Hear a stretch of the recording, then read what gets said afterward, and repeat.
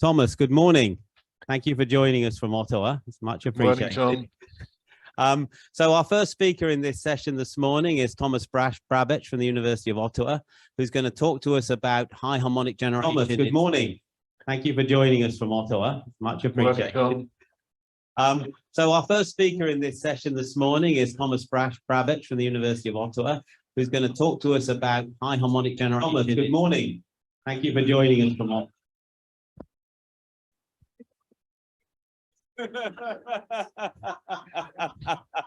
Sorry about that. Anyway, Thomas, when you're ready, if you could start telling us about high harmonic generation in solids, mechanisms, and gauge invariance. Thank you.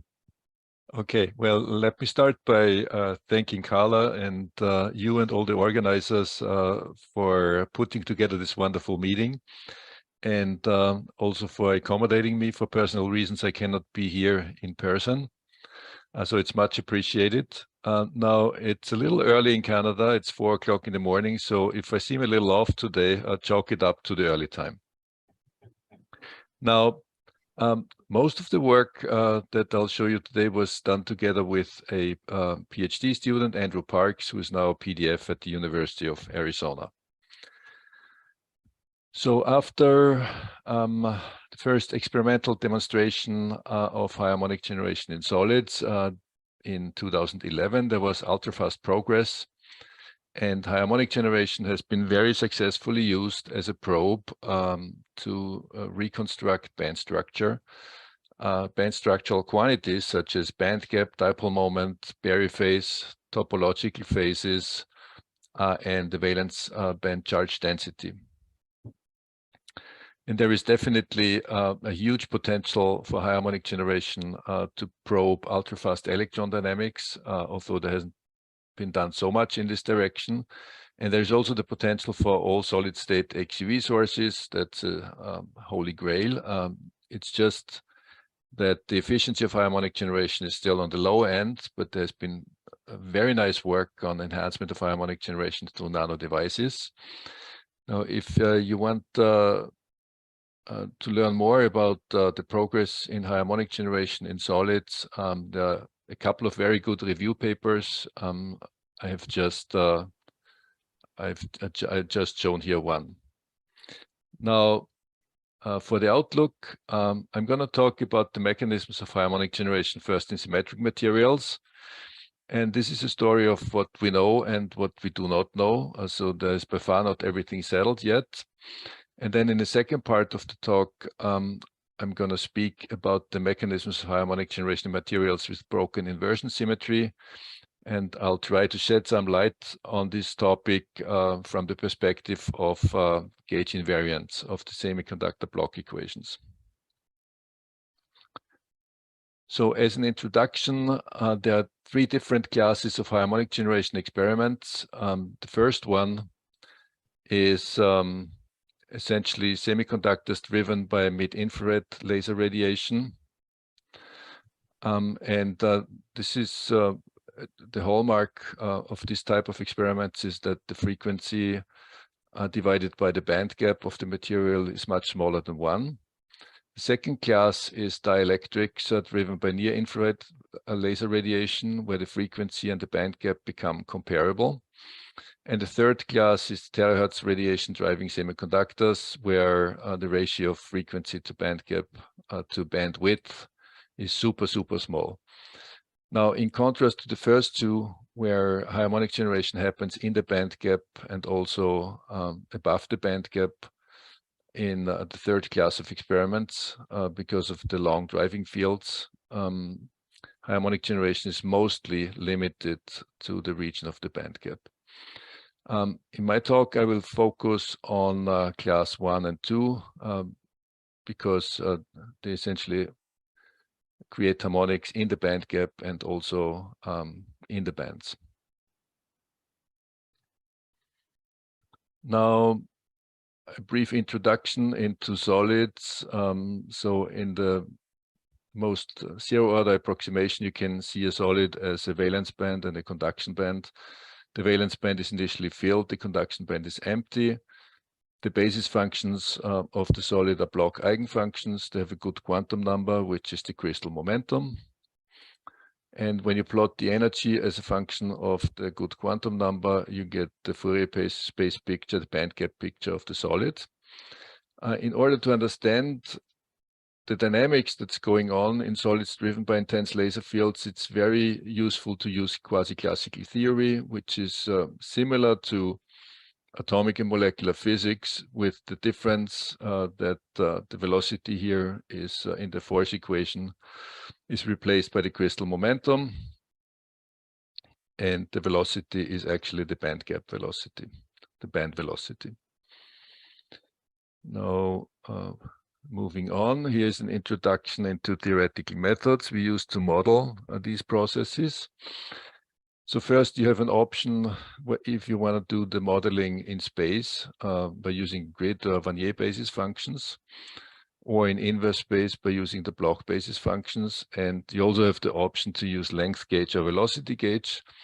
But by far, the most papers I've seen so far use the Bloch basis functions and the length gauge. And then, although there's no doubt that electron and electron hole interactions are important, many of the works have been focused on or have used the non-interacting electron hole pair, which makes life so much simpler.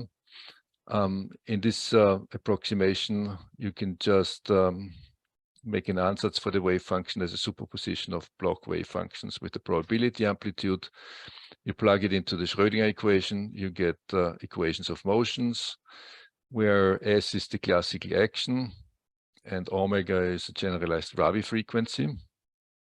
Or alternatively, you can derive the density matrix equations of motion, which are also called semiconductor Bloch equations, although the semiconductor Bloch equations, they have at least exciton electron hole Coulomb interaction in them. I refer to the semiconductor Bloch equations here as interaction free, so non-interacting electron hole pair, which solve for the population and for the off-diagonal density matrix, which is proportional to the polarization. So after this introduction, let me come back to the two different mechanisms and what we know and what we do not know about these different mechanisms. Class 1 of experiments, which is semiconductors driven by mid-infrared laser radiation. We know that interband high-harmonic generation dominates. Now, interband high-harmonic generation means that an electron and hole pair is created in valence and conduction band, and there is a polarization built up between the electron and hole, which leads to high-harmonic emission. We also know that the semiconductor Bloch equations reasonably describe these experiments, and the mechanism is known, which is a three-step model, very similar to the three-step model of atomic and molecular strong field physics. Now, for all these three facts, there exists experimental verification, and I'm just quoting one paper here. Now, class number 2, which is dielectrics driven by near-infrared laser radiation. The mechanism is different. Intraband high-harmonic generation dominates, intraband. And the disconcerting fact is that semiconductor Bloch equations do not describe the experiments well. Time-dependent density functional theory seems to do a little bit better, but I have not seen a coherent modeling of these two classes of experiments where it is demonstrated how and why the dominance switches from inter to intraband high-harmonic generation.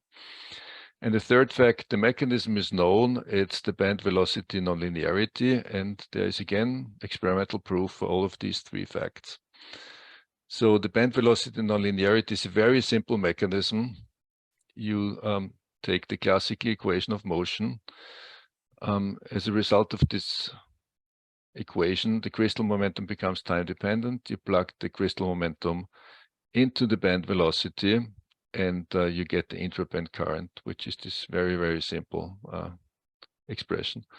Now, as you can see, we take the crystal momentum at 0, meaning that the ionization is dominant at the gamma point, which is an approximation. So the model works really best when ionization nonlinearity is neglected for whatever reason, which is unclear. Okay, so let me first start with experiment number 1 and the 3-step model. And the way you develop these models is essentially by using saddle point analysis. So you first assume a frozen valence band approximation, which means that electrons go to the conduction band, but you assume that the valence band always remains undepleted. Under this assumption, you can integrate the two band equations and insert in the current contributions, and you get the closed form for the current. And you see the current here has the classical action, which is rapidly oscillating. And whenever you have an integral like this, you can use saddle point analysis. And this current is still in the block basis, but there is a slight problem with this current because when you look at the classical action, it does not contain the dipole moment in the exponent. So the atomic unit cell properties are encoded in pre-exponential factors that they are not captured essentially by the saddle point approximation. Now, to remedy this problem, we essentially express the dipole in the Wannier basis, which means this comes down to an inverse Fourier transform of the transition dipole moment. And as a result, whereas in the block basis, electron and hole pair always have to meet each other to result in high harmonic generation. In the Wannier basis, they do not need to meet each other. They can be born and recombine at different Wannier lattice sites. So when you follow this idea, you get the following result, the following picture for high harmonic generation in class number 1, which is a fairly busy slide. So let me walk you through it. The empty circles here are the centers of the Wannier wave functions. And we can start the process at each of the Wannier functions, at each of the Wannier centers, but I've just chosen one. So at each of the centers, the same process can happen.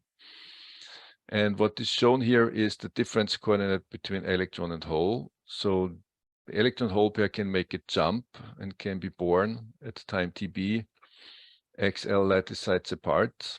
Then there is the quasi-classical propagation. So the trajectory is run by classical equations of motions, but there are quantum aspects to it. One is the trajectory requires a quantum phase, and the second is the trajectory is weighted by a factor that's essentially a density of states. Now, in K-space, the picture is the following. An electron-hole pair is created at the gamma point, minimum band gap. It's driven by the laser field. Electron and hole always have to have the same crystal momentum because in the dipole approximation, there's a conservation law. And at the return time, electron and hole occupy a different crystal momentum. And the energy of the harmonic radiation that's being emitted is the band gap at the given K, plus the potential energy difference between the electron born at XL and recombining at XJ. So let me show you how good this model works. We have done 1D model calculations where we have assumed two systems, a narrowband semiconductor, which you could call a dielectric, and a wideband semiconductor, which represent two classes of experiments. And the potential is a delta function potential, which can be diagonalized analytically, very convenient. You see here the parameters of the numerical calculations. The full lines are with the empty circles are the numerical results of the two band equations, and the full circles and the full squares give the results of the Wannier quasi-classical method. So what you see is a quite reasonable quantitative agreement between Wannier quasi-classical calculations and quantum calculations, which is quite interesting. It means that you can describe quantum mechanics, at least in this case, by propagating classical trajectories. It also means the agreement that the Wannier quasi-classical model must be complete and give the complete physical picture. Now, coming back to mechanism number 2, and why is this mechanism so important? Because the Guliamakis group in this Nature paper, they've shown that based on this simple model, you can reconstruct valence band density and potential from the harmonic radiation. So let me focus on what we do not know in the second class of experiments. So first of all, the semiconductor block equations do not give agreement with the experiment. The problem is that interband harmonic generation always tends to be stronger. And even if you take the weaker intraband, it doesn't reproduce experiments or the simple dynamical equations. Now, even if you include excitonic interactions, so use the full SPEs, semiconductor block equations, this doesn't seem to remedy the situation. So we just thought together with Lefteris, we want to know what's going on here. And in order to do that, we decided it would be useful to develop additional diagnostics to better understand the processes happening here. And this additional diagnostics is based on an approach which we call strong-field adiabatic following formalism. It's a generalization of the adiabatic following formalism from perturbative nonlinear optics. This formalism allows us a more fine-grained look at the processes occurring in the strong field dynamics. So we can distinguish not only inter and intraband currents, but we can also distinguish resonant versus non-resonant processes. Let me briefly remind you what resonant means. Resonant means that resonant processes happen at crystal momenta where the n-photon ladder essentially bridges the band gap. All other processes are called non-resonant. And in perturbative nonlinear optics, we know how to automatically, we know how to distinguish between virtual and real processes, and that you can see in the second diagram. So for example, this is a second harmonic generation. You immediately see it doesn't hit the resonance, it's virtual. This is essentially a 4-photon absorption. You see immediately this is real. And the reason is that in perturbative nonlinear harmonics, only the lowest order processes are important. But when you crank up the intensity, you go into the non-perturbative regime. There is a dressing with an infinite number of additional photon channels.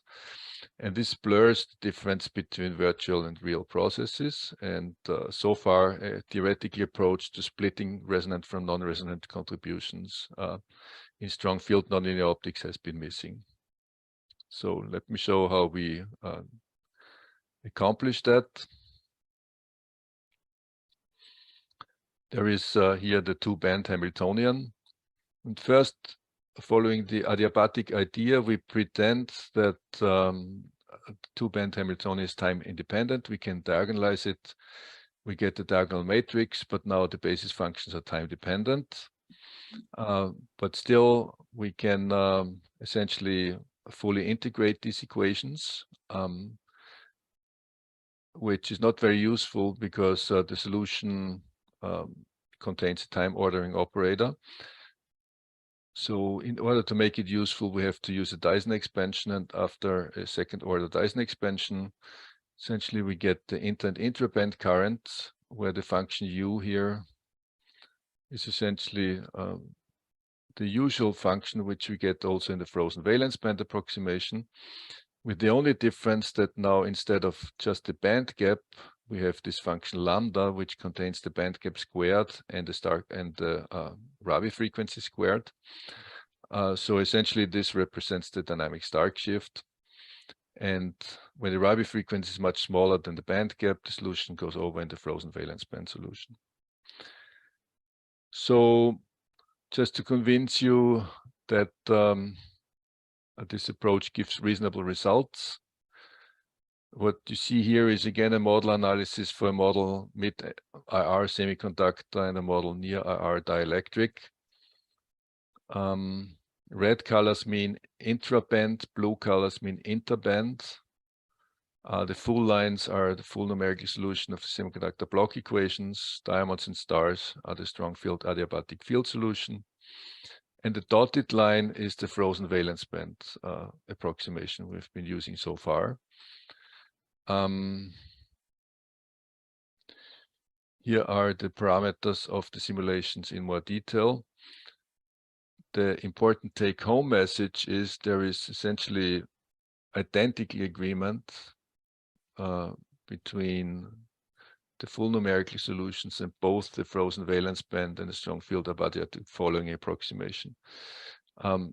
This frozen valence band is a dotted line, which you don't see here because it overlaps perfectly with the numerical results. The situation is a little different in the model near our dielectric experiments. The strong field adiabatic following approximation still agrees perfectly with the semiconductor block equations, but now you see that the frozen valence band approximation is off by up to 2 orders of magnitude, which means that in semiconductors, the dynamic Stark shift is irrelevant, but in dielectrics, due to the higher intensities, there's a higher damage threshold and the higher dipoles, dynamic Stark shift can become relevant. So let me come back to the theory and let me show you how we use this theory to separate non-resonant from resonant contributions. It's essentially by recognizing that this U function here is proportional to the ionization. So when we take this function and we apply a filter to it, which is called GR for resonant, which is 1 between minus half the fundamental frequency to plus half the fundamental frequency, then we get the resonant ionization contribution. And when we use the complementary filter, which is 1 minus GR, we get the non-resonant contribution. So let me show you how this works. You see here ionization for the same parameters as the model dielectric shown before. And indeed, once you do the splitting, you get the resonant part, which shows a continuous increase following the envelope. And you get the non-resonant part, which is oscillatory and which goes to 0 after the laser pulse. So the splitting works. Now we can apply this to high-harmonic generation. And this is again, parameters are the model dielectric, but they're shown for 2 different field strengths, 0.005 and 0.012. This was the one we used before. This is a little smaller, but the message is basically the same. So the black line here, which you see here, is the total current. The discrete upward and downward pointing triangles are the resonant and non-resonant currents, interband currents, and the red crosses and pluses are the intraband currents. And the green line is essentially the simple model I introduced before for the band nonlinear velocity, which has been using in explaining most of these dielectric experiments. So take-home message. At both these field strengths, interband is dominant, which it shouldn't be.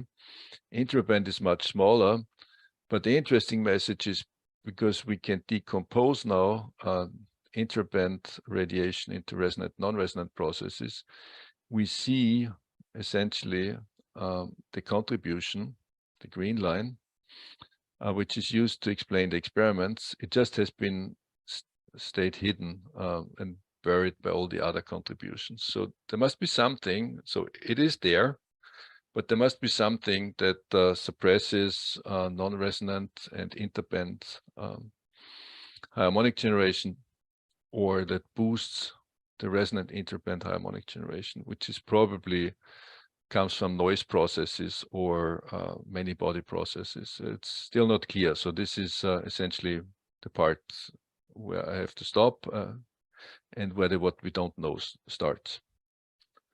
Now, moving on, harmonic generation in materials with broken inversion symmetry. So far, we looked at symmetric materials. In materials with broken inversion symmetry, you have a Barry force and topological phases.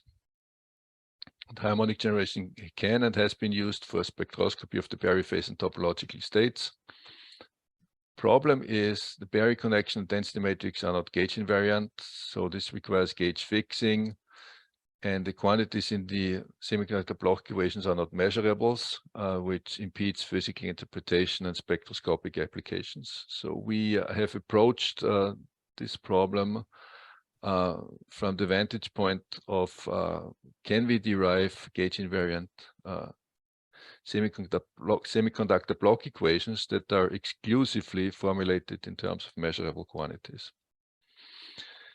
Now, introduction, when you have broken inversion symmetry, your semiconductor Bloch equations look very similar to before. The only difference is an additional term appears with the Barry phase, and the transition dipole moments become complex because there's a phase factor added to it. So those are the definitions of transition dipole moments in the Barry phase. And once these terms pop up, the gauge freedom of the Bloch functions becomes important. Gauge freedom means you can multiply the Bloch function with an arbitrary phase factor as a function of crystal momentum, and the Bloch function still is a basis function. Now, once you do such a gauge transformation, you see that the Barry connection changes and the dipole moment also changes. So they are not gauge invariant, therefore they are not measurables.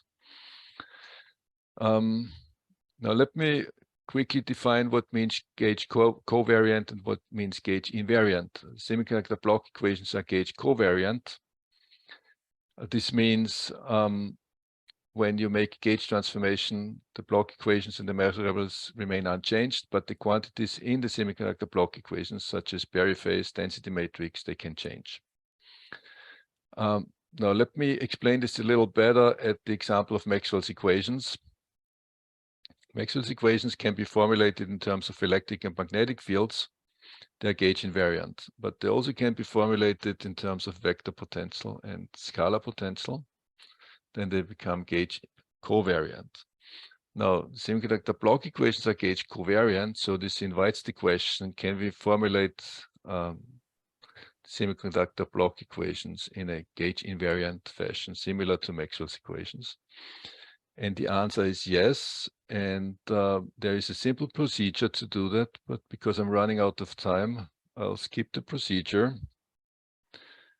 And I move on to the results. So the difference in the gauge invariant semiconductor Bloch equations is that the Barry connection is replaced by so-called shift vector, which is defined here.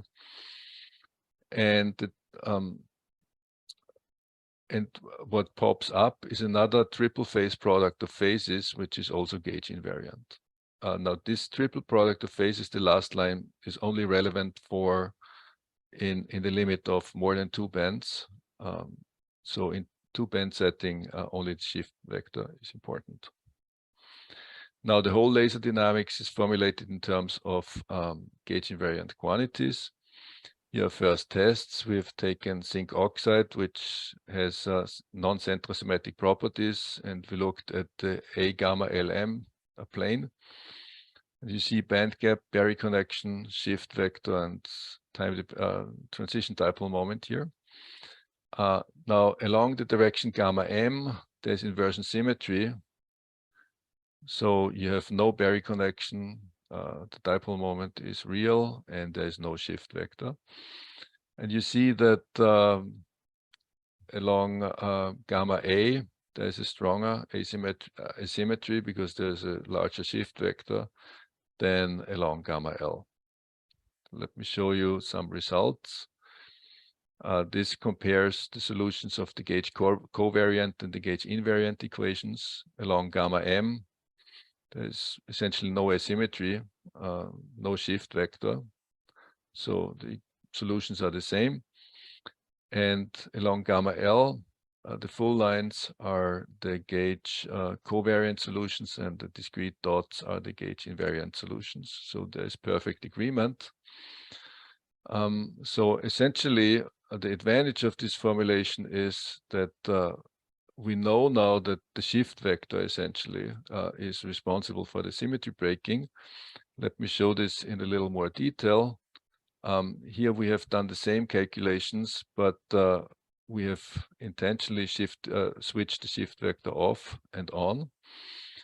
And what you see is when the shift vector is, this is ionization rate. When the shift vector is switched off, this is 1 half cycle, second half cycle. The ionization signal is half cycle symmetric, so it's the same in each half cycle. When you switch the shift vector on, you get symmetry breaking between the two cycles. Same with the harmonic spectrum. Shift vector off, you only have odd harmonics. Shift vector on, you get the even harmonics, but the odd harmonic signal is not changed much. Now, this should be a substantial advantage for tomographic applications and spectroscopy, because now you can retrieve the shift vector and the dipole moment in two sets of experiments where the shift vector is retrieved from the even harmonics and the transition dipole moment is retrieved from the odd harmonics. And because I'm already at half an hour, I'm going to stop here. Thank you very much for the time.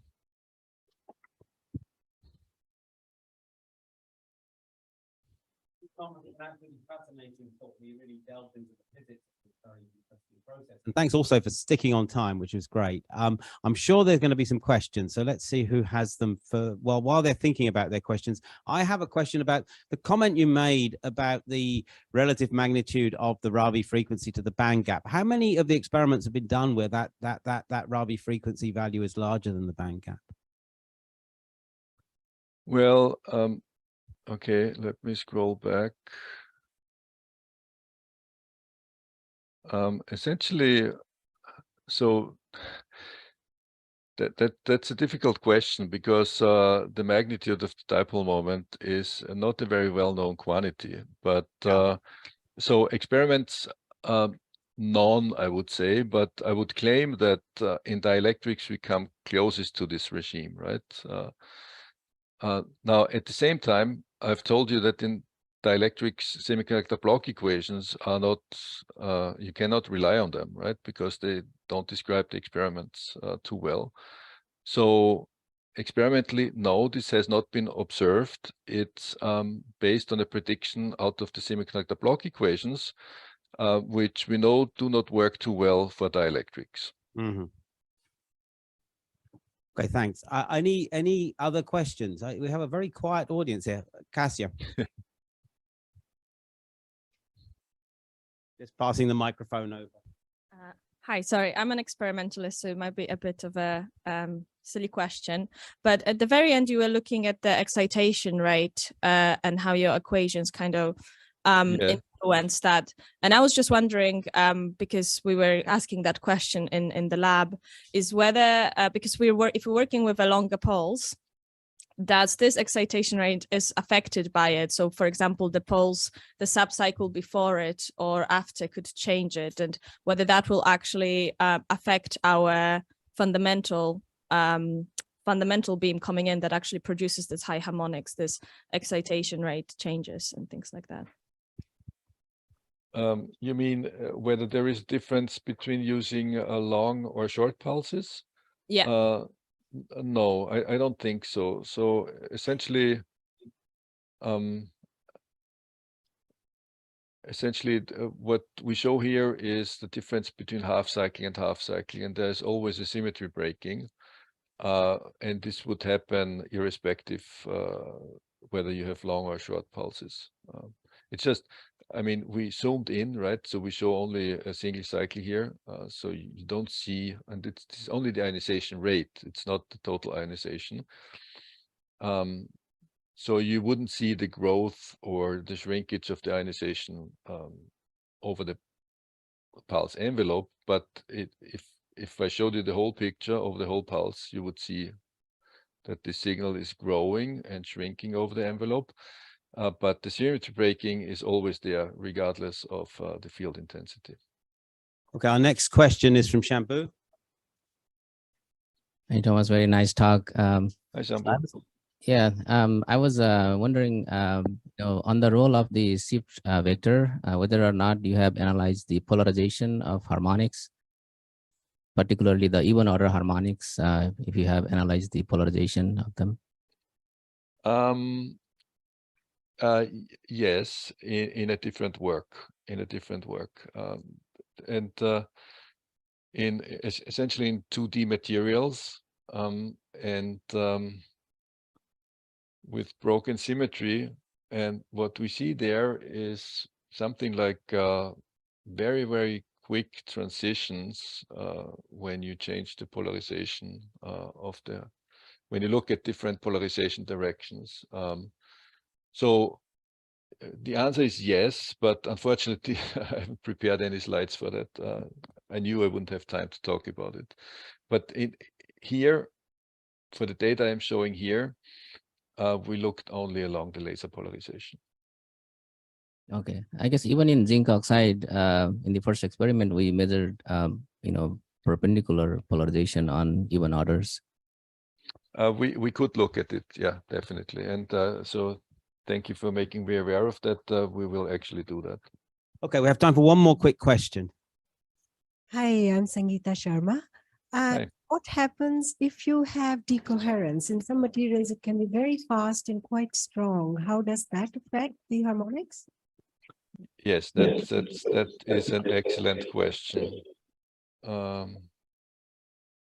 So we think that the reason why the semiconductor block equations don't work too well in dielectrics must be some decoherent effects. So the problem is that decoherence theory, like coupling to a heat bath for strong field processes, isn't well developed yet. So what the field is using is just the relaxation time approximation with the T2 time. But I can assure you that this approach is essentially wrong because it gives an artificial ionization signal that doesn't exist. So actually, we're working on this problem, and we're developing a heat bath coupling to strong field theories. So hopefully in a few weeks, I would be able to answer your question, but it's a very interesting one. Okay, let's thank Thomas for a great talk and a great discussion. Thank you.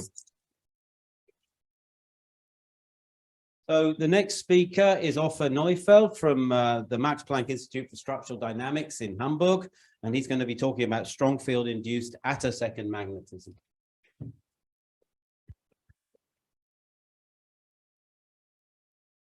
So,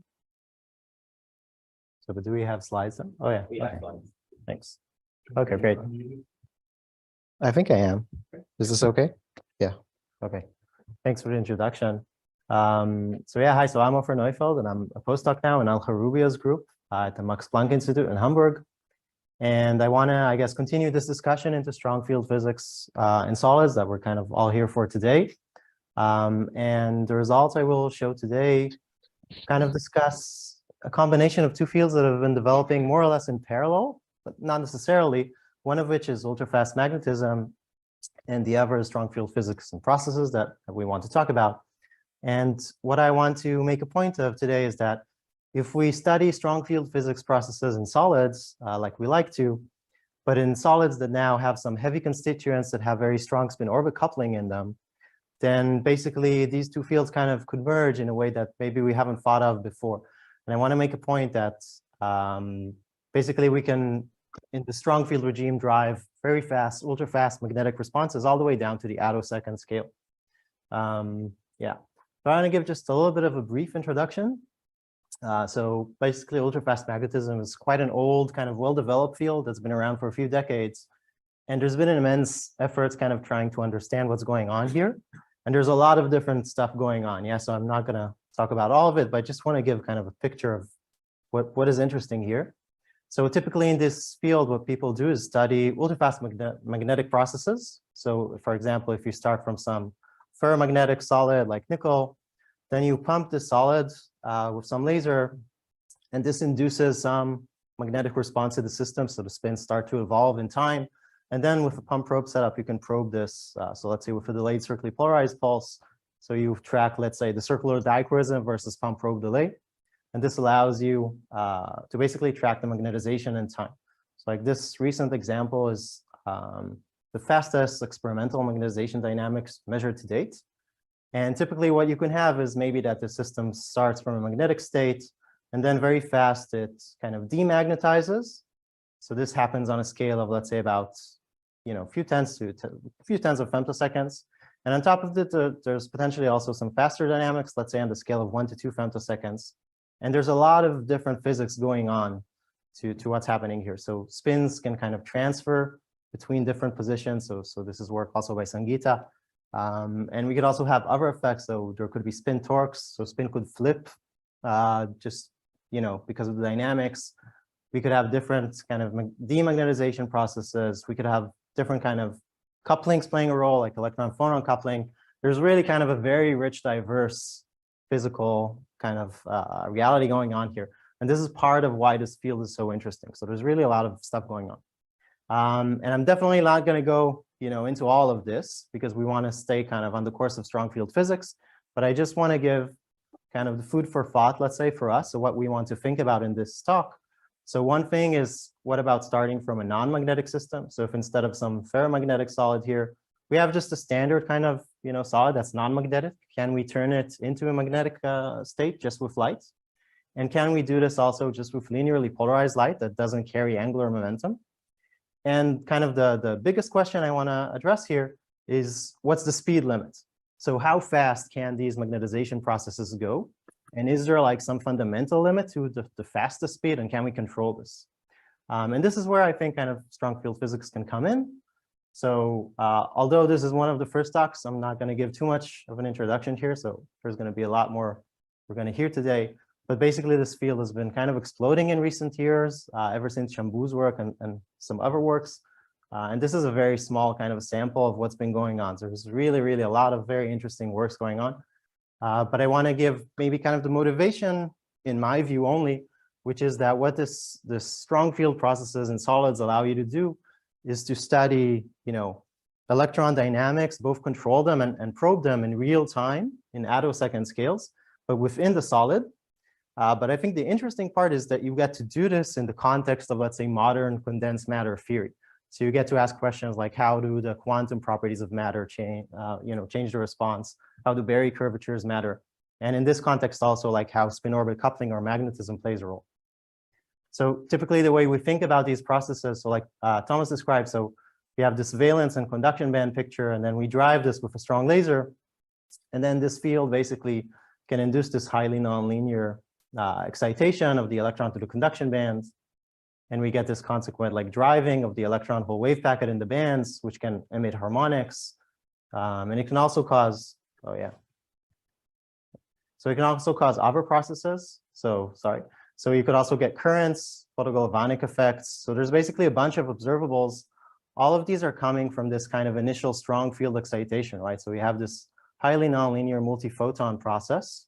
And we're really kind of thinking about this, let's say, we would like to think about it like we think about the gases, although things are a little bit different here. And then in the context of this talk, kind of what I'm asking is there another observable here? So there are many more, right? But another one that maybe is kind of been a little bit overlooked that is interesting, which is, can we have optomagnetic phenomena that is also initiated by this kind of highly nonlinear process, right? So something that starts with this strong field excitation to the conduction bands, but then evolves into magnetism. And it's connected to a deeper question, which is, how do spin orbit interactions play a role in this kind of mechanism when we're trying to describe what's going on? So this is what I will try to describe here. And our approach to this is to do ab initio calculations. So I'm sorry at this stage to disappoint, but this is going to be a theory talk. So what we're doing is solving the time-dependent density function Alfrey equations of motion, so Quanchon equations. These are Schrodinger-like equations. And we're trying to get kind of as much as we can out of the physics on equal footing. So we have interactions between electrons and each other, between electrons and nuclei, between electrons and the laser. And we're solving all of this on a real space, real-time grid, and in the velocity gauge. And from this solutions, basically, we get all the observables we're interested in. So like currents, harmonics, spins, magnetization, so on and so forth. And kind of with this approach, we want to go on and explore this potential process, right? So strong field physics in a solid with strong spin orbit coupling. And we have to choose some system. Okay, so the system of choice here, this is just like a benchmark. The majority of the results I will show are based on this system. So this is bismuthine. It's a honeycomb lattice of bismuth atoms. So it's graphene-like, but instead of every carbon atom, we have a bismuth atom. And basically this bismuth atoms comes with very strong spin orbit coupling. So this is what we're interested in. And this system is interesting in its own right because it's an actually, it's a topological insulator. This is why we started working on it. But all the results I will show are completely independent of its topological nature and are general. So we actually show these also in other systems. So this is a general phenomena. But why this system is particularly interesting for this? So because the solid has both inversion and time reversal symmetries, every band is exactly twice degenerate. And this means that even with the presence of spin orbit coupling, we're not going to get spin split bands. So basically every kind of spin orbit coupling related phenomena we'll see, it's not starting just from spin split bands. So it's actually coming from the dynamics with the spin orbit coupling term there. And of course, this system is non-magnetic in its ground state. Okay, and then so kind of the first thing we want to ask basically is what happens when this system interacts with a strong laser? And we start with a circularly polarized laser. And then what we do is track the magnetization dynamics over time. So you see the system starts from a non-magnetic state, but then slowly kind of you can turn on this magnetization. And this happens on a scale of, let's say, about tens of femtoseconds. So it's on par with what is already, let's say, known in the field. But what I want us to take note to is that on top of this, like you would say slower tens of femtosecond response, even though it's quite fast, you have these faster like sub-cycle oscillations. And these are the ones that are maybe a little bit more interesting and we're going to spend some time in analyzing. But before that, kind of the first thing we want to understand is what's going on in terms of the nonlinearity. So what type of processes we have. And for this, we are scanning the laser power and ellipticity.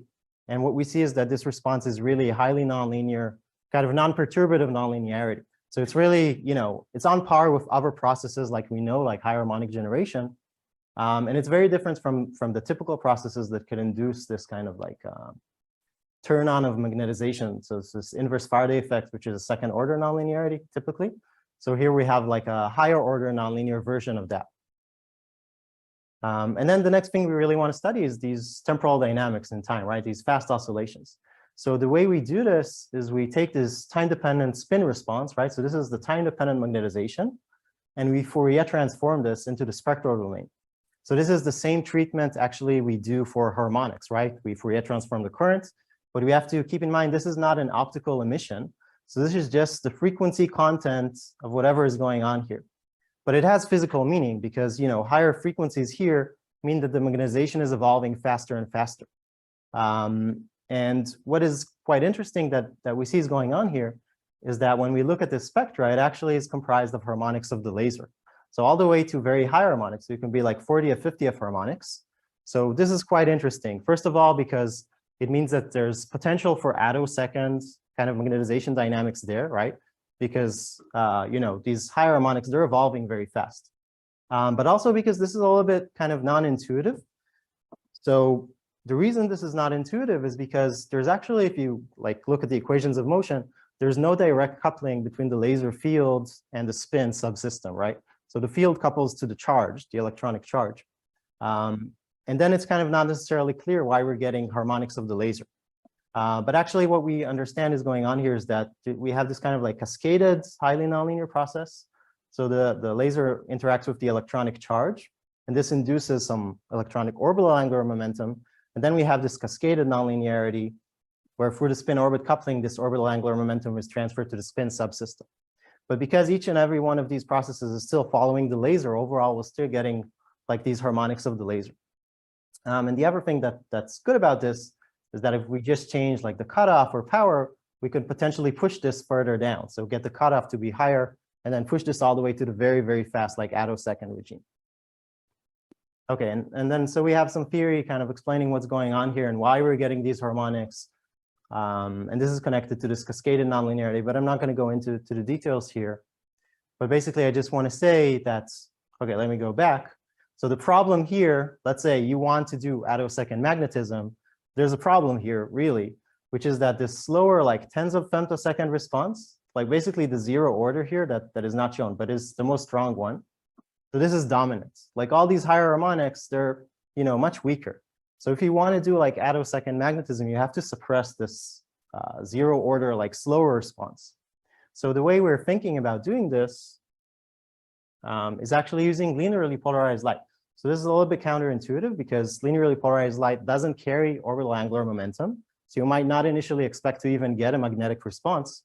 But then what happens is that we can get this response here transiently.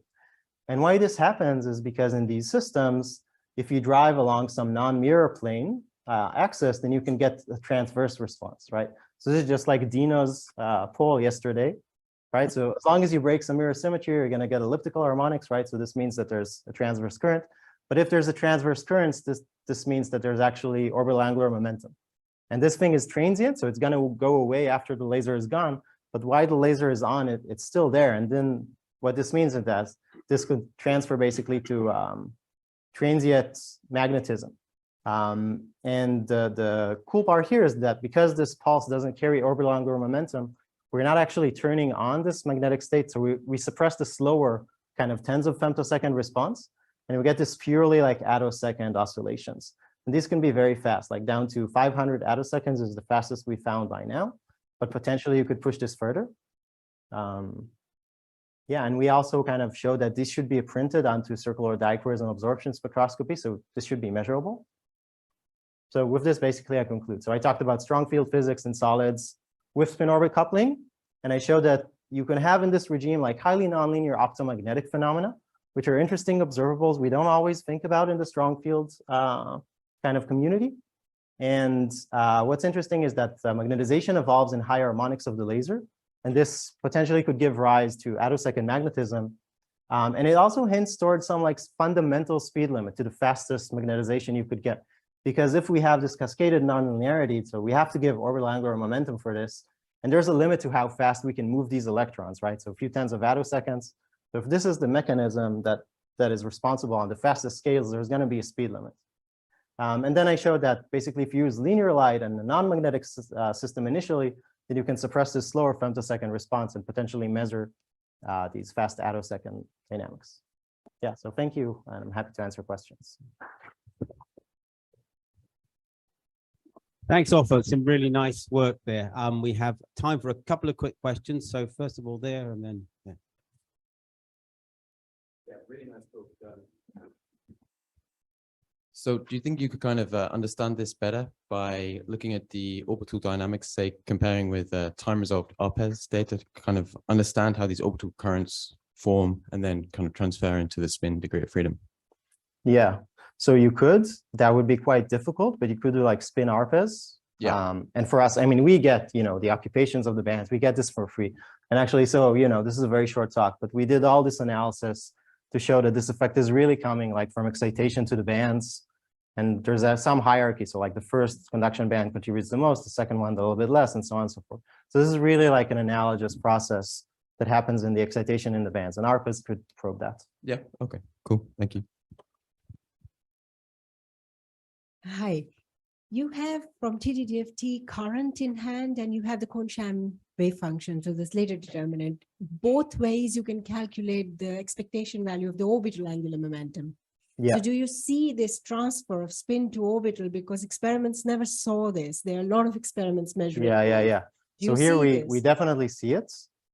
Okay, I think what I'm hiding maybe in the talk, sorry, this is quite a weak effect, okay? What is measurable or not, I think this is within measurements because weaker signals have been measured. But this is 2% of Bohr magneton. So this is not the typical like ultra-fast magnetic response, which is like 1/2 of Bohr magneton. But we definitely see this transfer because we also calculate directly the electronic orbital angular momentum. But when there isn't orbital angular momentum, we just get nothing. So there's no spin response.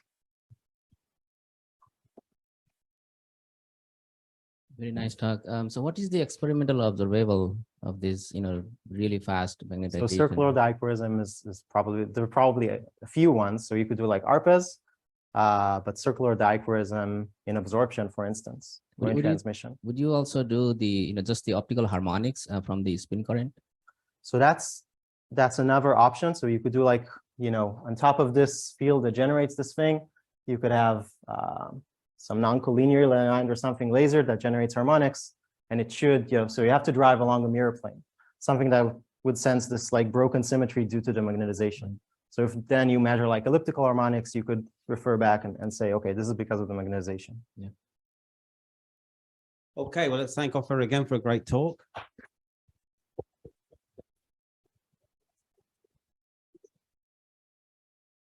Our next speaker is Navdeep Rana from the Indian Institute of Technology in Mumbai. He's going to talk to us about all-optical ultra-fast valley switching in two-dimensional materials. So in a few moments, he'll be up on the screen. Yeah, good. Are you ready, Navdeep? Yes, sure. Can I start? Yeah. Good morning, everyone. So first of all, I would like to thank the organizers for giving me an opportunity to present my work. I would like to attend the conference in person, but due to visa problem, I am unable to come there. So today I will be discussing about all-optical ultra-fast valley switch in two-dimensional material. So before starting my presentation, I would like to acknowledge Professor Gopal Dixit, who is a collaborator, who is my PhD supervisor also. So as reflected from the title of my presentation, I would be discussing about two-dimensional materials. So I will start by MOS2. So here I have shown the real space lattice structure of MOS2 and the Brillouin zone. Here A1, A2 are the real space lattice vectors, and B1, B2 are the corresponding reciprocal lattice vectors. Gamma, M, K, and K prime are the all high symmetry points. Now we have used the nearest neighbor tight binding Hamiltonian to calculate the corresponding energy band structure, and we can see that at K and K prime the band gap is minimum, and at around these points the band structure is kind of forming a shape of valley. Also, the state at K and K prime are energy degenerate but opposite in momentum space. So now the question arises, can we differentiate between them? And if yes, can we use this valley degree of freedom and create a valley polarization in such a way that in one case we are able to excite electron in one valley, whereas there is no excitation in another, and in another situation it is completely reversed. We can name this as 0 state and 1 state. We can also represent these state over the Bloch sphere. This can also be represented on the Bloch sphere representation. So to create this valley asymmetry or valley polarization, we need to break either the time reversal symmetry or the inversion symmetry. So the constraint that are put on the Barry curvature and magnetic dipole moment due to time reversal symmetry are that the dipole moment and Barry curvature are odd under the odd under the time reversal symmetry for the reciprocal lattice for the Brillouin momentum, and they are even under the crystal momenta. So we need to either break either of the symmetry to generate the valley polarization. We know that MOS2 or the TMD, they are broken inversion symmetry. Hence, the Barry curvature at K and K prime are opposite in sign. So we can derive the selection rule, and we can show that if at the K prime, left circularly polarized pulse couples with electron at the K prime valley, then at the K valley, the left circular pulse will couple. So this has been experimentally realized. So the next question that comes is, can we create valley polarization graphene, which is an inversion symmetric material? And if we calculate its band structure, it can be shown that the band structure has a 0 band gap at K and K prime. Now, without magnetic field, this system has a time inversion protected, and time inversion and inversion symmetry both are protected. Hence, it will have the zero Berry curvature. And also the band dispersion is identical around the K and K prime value. So the important from last few years, it has been think of that we cannot create valley polarization in graphene without magnetic field. So very recently in 2021, it has been shown by our group that by using a omega to omega counter rotating pulse, we can create valley polarization in such a way that if the phase difference between omega and 2 omega is 0, then the Lysage's figure will look like this, and we can see that it fit well at the K value, whereas it does not fit well at the K prime value. Whereas if the phase difference between omega and 2 omega is 90, this Lysage's will rotate, and now in this particular case, it fits well at the K prime, whereas it does not fit at K. Hence, the transfer will be the population transfer from valence to conduction band will be different in both the cases, and we can show that we can control this valley polarization by changing the subcycle phase between omega and 2 omega. So the intensity can be easily controlled by the intensity of light easily control the valley asymmetry parameter. So now after this, what we thought that we have created valley polarization in graphene or in we can create valley polarization in graphene or any other TMD. Can we switch valley from one valley to other in such a way that the electron should not be relaxed from the conduction band to the valence band? Before that, can we switch from one electrons from one valley to other in this way? So for that, we have to use the carrier envelope phase of the pulse. So we can define CEP in a way that the CEP is defined as the offset between the peak of the electric field and the peak of the envelope function. So we can see that for the CEP of 0 and 180, the peak of the electric field and the peak of the envelope, they match well, whereas for the CEP value of 90, there is a significant offset between the peak of the electric field and the envelope function. So by using the CEP value, we can create a valley asymmetry between K and K prime value. So here we have used a 2-cycle pulse with the CEP value of 0 and plotted the residual population for the first brilliant zone. And we can see that in the K prime value, I am at the red as the K prime and blue as the K value. So in the K prime value, the population is more in comparison to the K value by this pulse. And this can be easily understood by the canonical momenta. We know that the canonical momenta at two different strands are related by this equation. And to understand this, we need to keep two things in mind. One is that the maximum transfer from valence band to conduction band will occur around the K and K prime point, which are the minimum band gap point. Also, the maximum transfer will be occurred at the maximum of the electric field. So the population from K and K prime will be shifted to K1 and K2 at the end of the laser pulse around at the laser, and this ALT node is the value of the vector potential at the maxima of electric field. So if we use a longer pulse, what we will see that in the case of the longer pulse, the maxima of the electric field coincide with the 0 of the vector potential. Here the red color show the vector potential and blue color show the electric field. And even by changing the CP of the pulse for the longer duration pulse, this will always coincide with the 0 of the vector potential. Hence, if this is 0, so the population transfer will be symmetric from both the values. Hence, we cannot create a valley polarization for the case of longer duration pulses. Means more cycle pulses. So for that, we have chosen few cycle pulse. And here we can see that at the maximum of the electric field, the vector potential is non-zero. Hence, we can create a valley asymmetry, and we can understand the interference fringes by this say that when the vector potential is negative in sign, the more electrons are pushed toward the positive direction, whereas when a vector potential changes its sign, the direction of electrons motion will be reversed, and now both the path will interfere and we will get the interferences fringes. So we have seen that by using a short cycle pulse and by using the CP, we can create a valley asymmetry between the two valleys. Now, in place of CP of 0, if we use a CP value of 90, we can see that in this particular case, the residual population, both the K prime and K, is completely symmetric, and we can see that in this particular case, the maxima of electric field will coincide with the 0 of the vector potential. Hence, the population transfers will be exactly same in both the valleys. Similarly, if we use a CP value of 180 degree, in this particular case, the situation is completely reversed as in the case of CP of 0. Hence, in this case, at the maximum electric field, the vector potential will have opposite sign. Hence, in this case, the more number of electron will be pushed in the K valley in comparison to the K prime valley.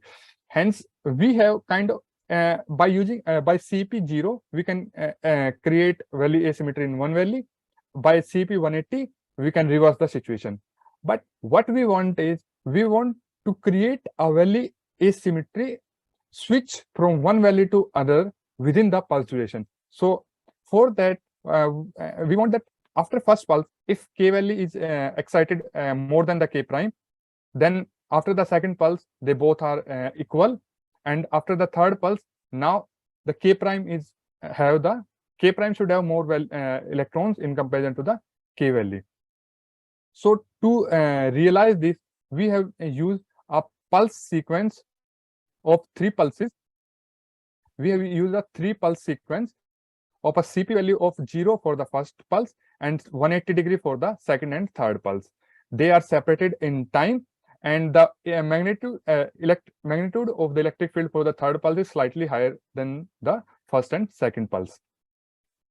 So as discussed in few slides back, that when we have a CP value of 0, which is the first pulse, the population will be transferred more in K prime in comparison to the K. Now, when the second pulse, we have the second pulse, this has the CP value of 180. In this particular case, more electron will be pushed in the K valley in comparison to the K prime. Hence, the asymmetry will be neutralized, and the population is completely symmetric in both the valleys. Similarly, if we shine the system with the next pulse, which is again the CP of 180 degree, this will now push more electron to the K valley in comparison to the K prime valley. Hence, the situation is completely reversed in the first and third case. So we have seen that by using this pulse sequence, we can switch valley population from one valley to other in the case of graphene. Can we apply the same protocol on MOS2? And the answer for that is yes, we have applied the same protocol on MOS2, and we have seen that after the 3-pulse sequence, we can switch valley population from K prime valley to K valley, and in between we have equal population both the valleys. So far so good. So now we want to test our protocol against the experimental challenges. So first, we have seen what will be the effect of changing the wavelength. So here we have chosen 4 wavelength values and plotted the ratio of residual population K valley over the K prime valley. As discussed now, that after the first pulse, the population K prime is greater than K, hence it will be less than 1. Whereas after the second pulse, the population in K and K prime is equal, hence it will be 1, and it will be greater than 1 after the third pulse. And we can see that in all the 4 cases, our protocol works well with a slight difference ratio, but we are able to switch valley population from one valley to other.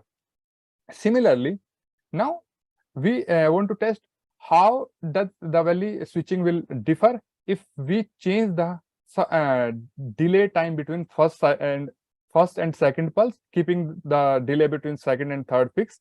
And in the next case, we have varied the delay between second and third and kept the delay between first and second fixed. We have varied the delay from zero time period to 0.75 time period of the optical cycle, and we are able to see that it does not affect anything.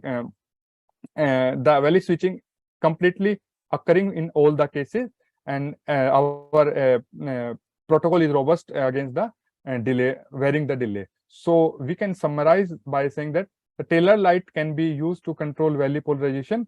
All optical protocol which is based on CEP can be implemented for ultra-fast value switching, and our protocol is resilient to significant parameter in experimental setup. The work is published in Peer Applied very recently. So thank you. Thank you, Navdeep. Very interesting work. I'm sure there'll be a couple of questions. I have one about the pulse duration you're using. You say it's a 2-cycle pulse, but it doesn't look like a 2-cycle pulse to me. What you drew looked more like a single-cycle pulse. I guess.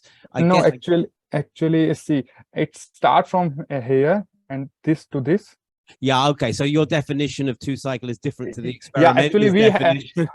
Yeah, we have used Gaussian envelopes. Oh, yeah, it is more focused around the. So my question really is how sensitive is it to the pulse duration? If you were to go to something that would look more like an experimental 2-cycle pulse, would you still see these pulse sequences of varying C phase working for we have tested our hypothesis for the single cycle pulse, 2-cycle pulse, 3-cycle pulse from 2 nanometer to 6.4 nanometer, and it works well in all the cases. Okay, great. Good. Okay, we have a question. Yeah. Hi, I'm Sangeeta Sharma. Yeah, My question is that since you are coming in with multiple pulses here, what becomes, I'm sorry to bang on about this, but what becomes really important are the decoherence effects. And have you tried to include them? Because how does that affect the whole? Yeah, actually, we are using a semiconductor equation, and in our code, we have used the phenomenological term T2 dephasing time, and we have varied the dephasing time from 5 femtosecond to roughly around 50 femtosecond, and the result has been included in this paper. The result we have shown the result in this paper, and it works well for them also. Okay. Just basically a comment. I believe that this kind of value polarization in graphene has been experimentally demonstrated like something like 6-7 years ago in Nature, and it's actually not something really new. What is new here maybe is to use multiple pulses. I think you should go to the prior work.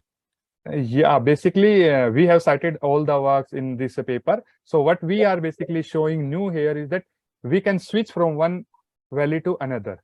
And also in the case of graphene, there is no paper, as far as I know, there are no paper. The first paper appeared in 2021 from our group, where we have shown that by using omega to omega counter rotating pulse, we can create value polarization in graphene. And this is also a theory paper. Well, I have similar comment. In fact, this is Maciek Levenstein. There was a papers from Misha Ivanov and Olga Smirnova group in which they theoretically predicted value switching in graphene maybe 2 years ago. And this year there is a paper with experimental realization with ultrafast pulses by Jens Bigert and with collaboration of Misha. So what is the difference between your approach and those? So the paper from the Misha group that in there they are kind of showing the value switching in the case of capped material MOS2 or HBN, and in those particular case they are using the resonant pulses. Also, the delay between the pulses is very sharp. By changing slightly the delay between the two pulses, the whole asymmetry will be lost. Okay, thank you, Navdeep. Thank you. Thank you. So now moving on to the final speaker of this session, and I know we're only 15 minutes behind schedule, so we're doing pretty well. Our final speaker is Dieter Bauer from the University of Rostock, who's going to talk to us about harmonic generation, topology, and interaction.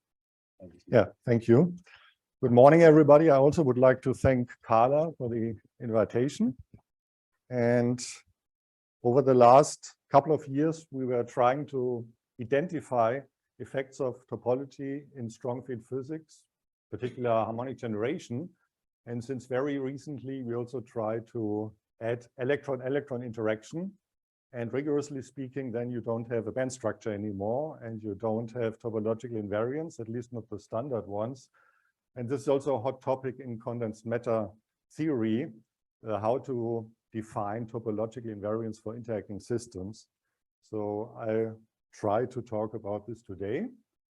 So what's so cool about topological effects in condensed matter? I think this is the robustness of topologically protected edge states. And the prime example you can easily understand just by looking at the Hall effect. So if you have some 2D material and a magnetic field perpendicular to it, then we know that the electrons inside the material will undergo this cyclotron motion. So they will move on circles. But this is not possible at the edges. So the electron will crash into the boundary and then start a new half cycle, and then it will skip along the upper edge to the right in that example, and it will skip to the left at the lower edge. And why is it topologically protected? Yeah, just imagine that you have some impurity here, or somebody was biting out some material here, whatever. So some perturbation here. The electron wants to move to the right, and then you would expect that at this perturbation, the electron scatters somehow into the material or 180 degrees back. But this is not possible because there are no states into which it could scatter. So if it wants to scatter 180 degrees back, it would have to pass through the entire material, go over here and move back. But this is exponentially unlikely. And this is why this edge current here is topologically protected. It's because of the breaking of the time reversal symmetry due to the magnetic field. And then Haldane, in his Nobel Prize winning model, he found that actually one doesn't need a magnetic field, but just complex next nearest neighbor hopping. And this complex next nearest neighbor hopping does essentially the same thing like a magnetic field would do. So you have now some orientation here. And this also breaks time reversal symmetry. And Haldane said that he introduced this really as a toy model, but then later it was found that actually spin-orbit coupling does something similar. So it's really relevant. And then if you take such a piece of Haldonite, as it's called, so we took this flake here, we calculated all the states, and now we see here one of these edge states.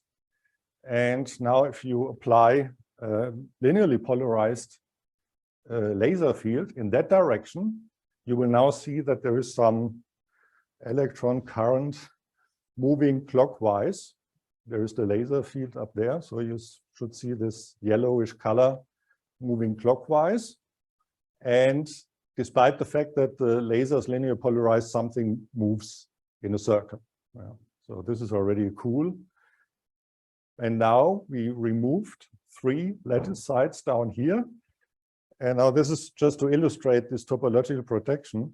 So you can see that there is no probability density scattered into the bulk, but it just moves around these vacancies. So this is an example for topological protection. So what happens if topological condensed matter physics meets strong-field attosecond laser physics? What to expect? So what is qualitatively new there? Are there experiments? Yes, there are, and I think Sharma will talk about it. What I find particularly interesting in this experiment here is, okay, theorists can tune parameters and Hamiltonians, and thereby moving from the trivial topological phase to the topological phase. And I thought, okay, an experimentalist cannot do that because he got some material and either it is topological or not.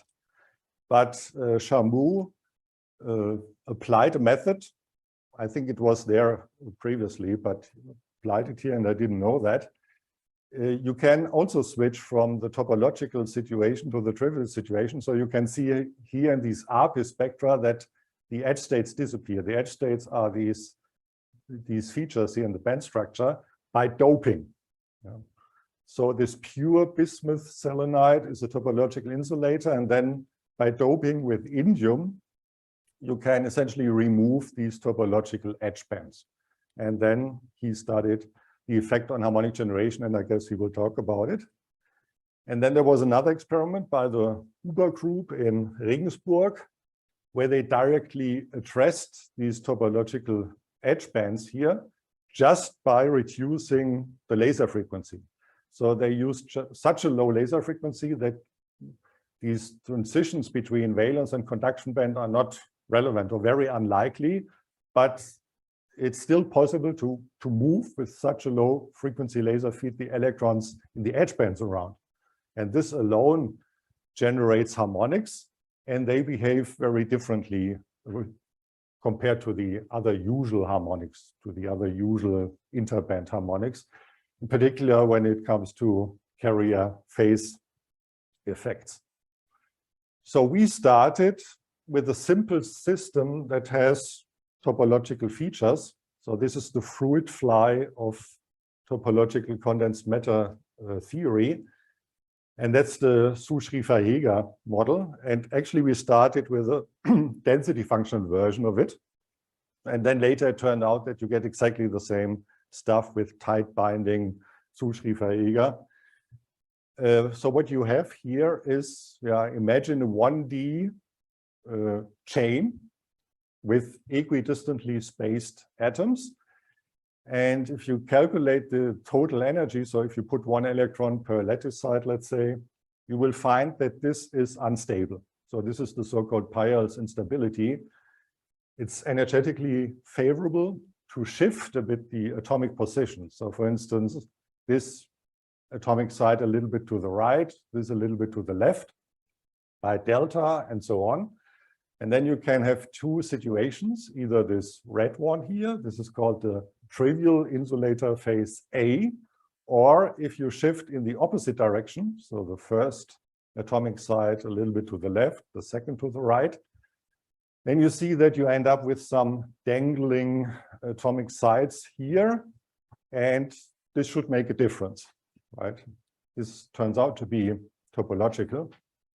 So if you calculate all the eigenenergies as a function of this delta, here for delta equal to 0, we have this metallic case, so no band gap. If I would make the chain longer, then these energies would lie closer together and there would be an entire continuum over here. And then here to the right, we have the positive deltas. This is this situation. You open a band gap. So that would be an insulator or semiconductor, something with a band gap. And here in this situation to the left, you see that you have two degenerate states. And these are the edge states. So if you just look at them, you will find that they are localized at the edges, which is not too surprising because you have these dangling sites that are a bit more separated. So it's not surprising that you find electron density here and here in some of these states. And these are the two-fold degenerate states. It's like in an H2 plus molecule, extremely stretched. We have this odd and even state, and they are energetically equal. Now, if you imagine periodic boundary conditions, then there is no difference anymore between this and this situation, because if you close this chain, then those two will match up and form a pair again. And in fact, we tried this and calculated harmonic generation with periodic boundary conditions, and there is absolutely no difference, as you expect. But now we could ask, if I make this chain very long, does that really matter if in one situation there are these two dangling atoms and in the other situation there are not? Because, I mean, when n goes to infinity, you have a lot of bulk and only two edge sides. So one would expect that for very long chains, there is no difference in the harmonic spectrum. But then we were pretty surprised that this difference in the harmonic spectra doesn't go away. You can make these chains as long as you want. You always have a strong difference in the harmonic spectrum. So this reddish one here is for the trivial phase A, and the blue one, the different lengths in this topological phase B. And in this below band gap region, this is the shaded area, there are 12 orders of magnitude difference in the harmonic yield, and that doesn't go away. You can make these chains 10,000 atomic size long, it will stay like that. I will tell you in a minute why. First, something that Thomas mentioned in the first talk today. Unfortunately, if you introduce dephasing, this huge difference is reduced.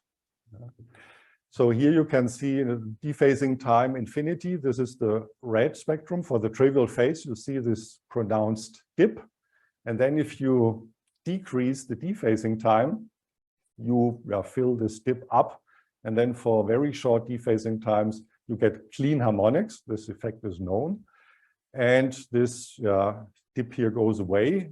And why is this? Why do we have this difference in the first place here? It is because in the trivial phase, you have a lot of destructive interference. So this dip here is generated by destructive interference of all these electrons starting from different K points in your band. And if you go to the trivial case, you have just one electron in one of these two states. And this spoils all this perfect destructive interference, and something survives. So that's the explanation for this huge difference.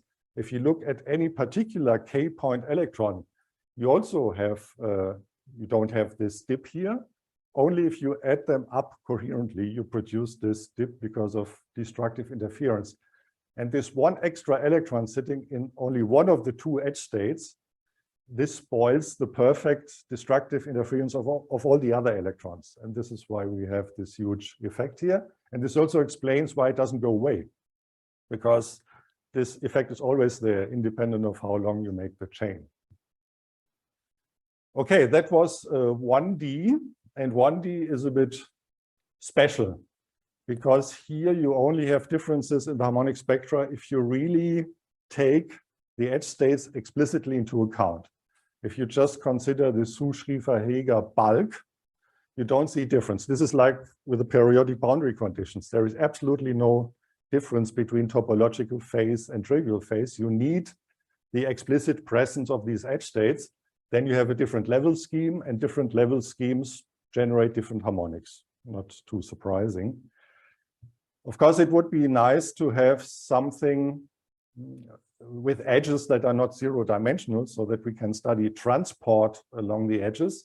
And moreover, it would be nice to have the possibility to have motion perpendicular to the driving laser field, so that you see Berry curvature effects. In 1D, this is just not possible. So therefore, we developed a theory, not using the semiconductor Bloch equations, but just the Schrödinger equation. And if we have just a tight binding Hamiltonian, and we have two sides per unit cell, we know we will have two bands in the end. So we end up with a 2x2 Hamiltonian. And for 2x2 Hamiltonians, you can do a lot of things analytically. So this is very nice. Particularly, you can expand in Pauli matrices. So there is a vector of Pauli matrices, sigma x, sigma y, sigma c, written down here. And you can expand any 2x2 Hamiltonian in these Pauli matrices. Actually, you also need the unity matrix, but this is an energy shift, so I left it away here. And then you have three coefficients in front of these Pauli matrices, so dx, dy, dc. Then if you calculate the eigenenergy of this 2x2 Hamiltonian, you see this is just the absolute value of this d vector. So it's like the Bloch vector.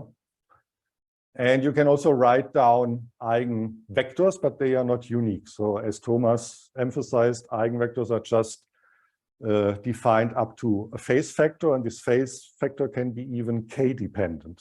This is this gauge freedom we have.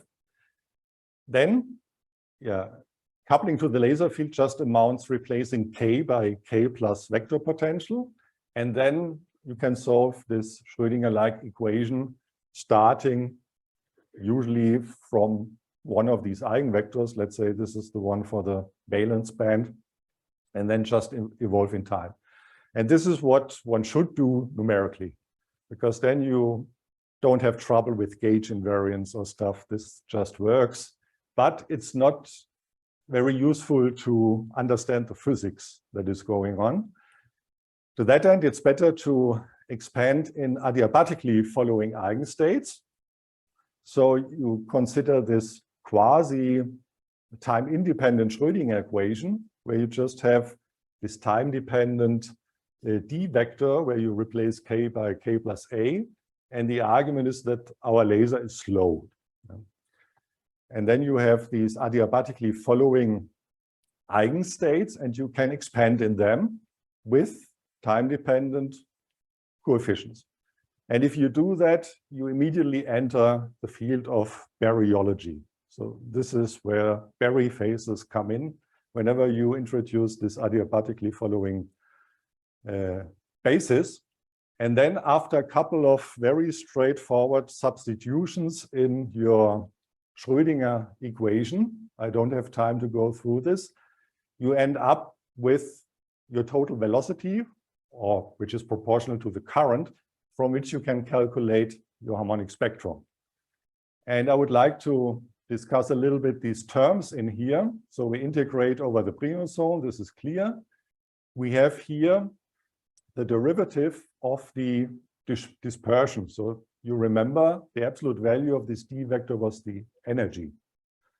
So this is just a group velocity evaluated in lattice momentum space at K plus A of t. So this is what you would expect. If you have a non-parabolic band, this will create harmonics because the electron is moving with a non-parabolic dispersion relation. But there is another term, and this is the population of the conduction band. And this has also a time dependence, and this itself creates harmonics.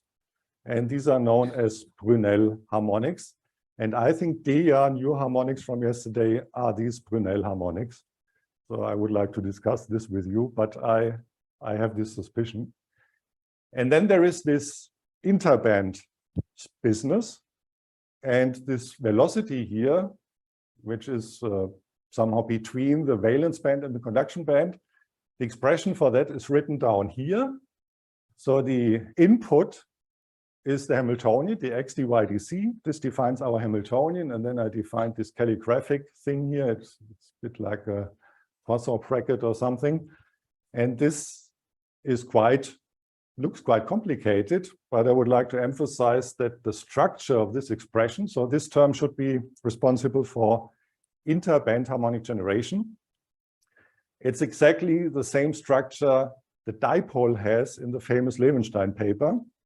Namely, there is a phase, and 2D is the difference between valence and conduction band. This is expected. So in the atomic case, we have ionization potential here.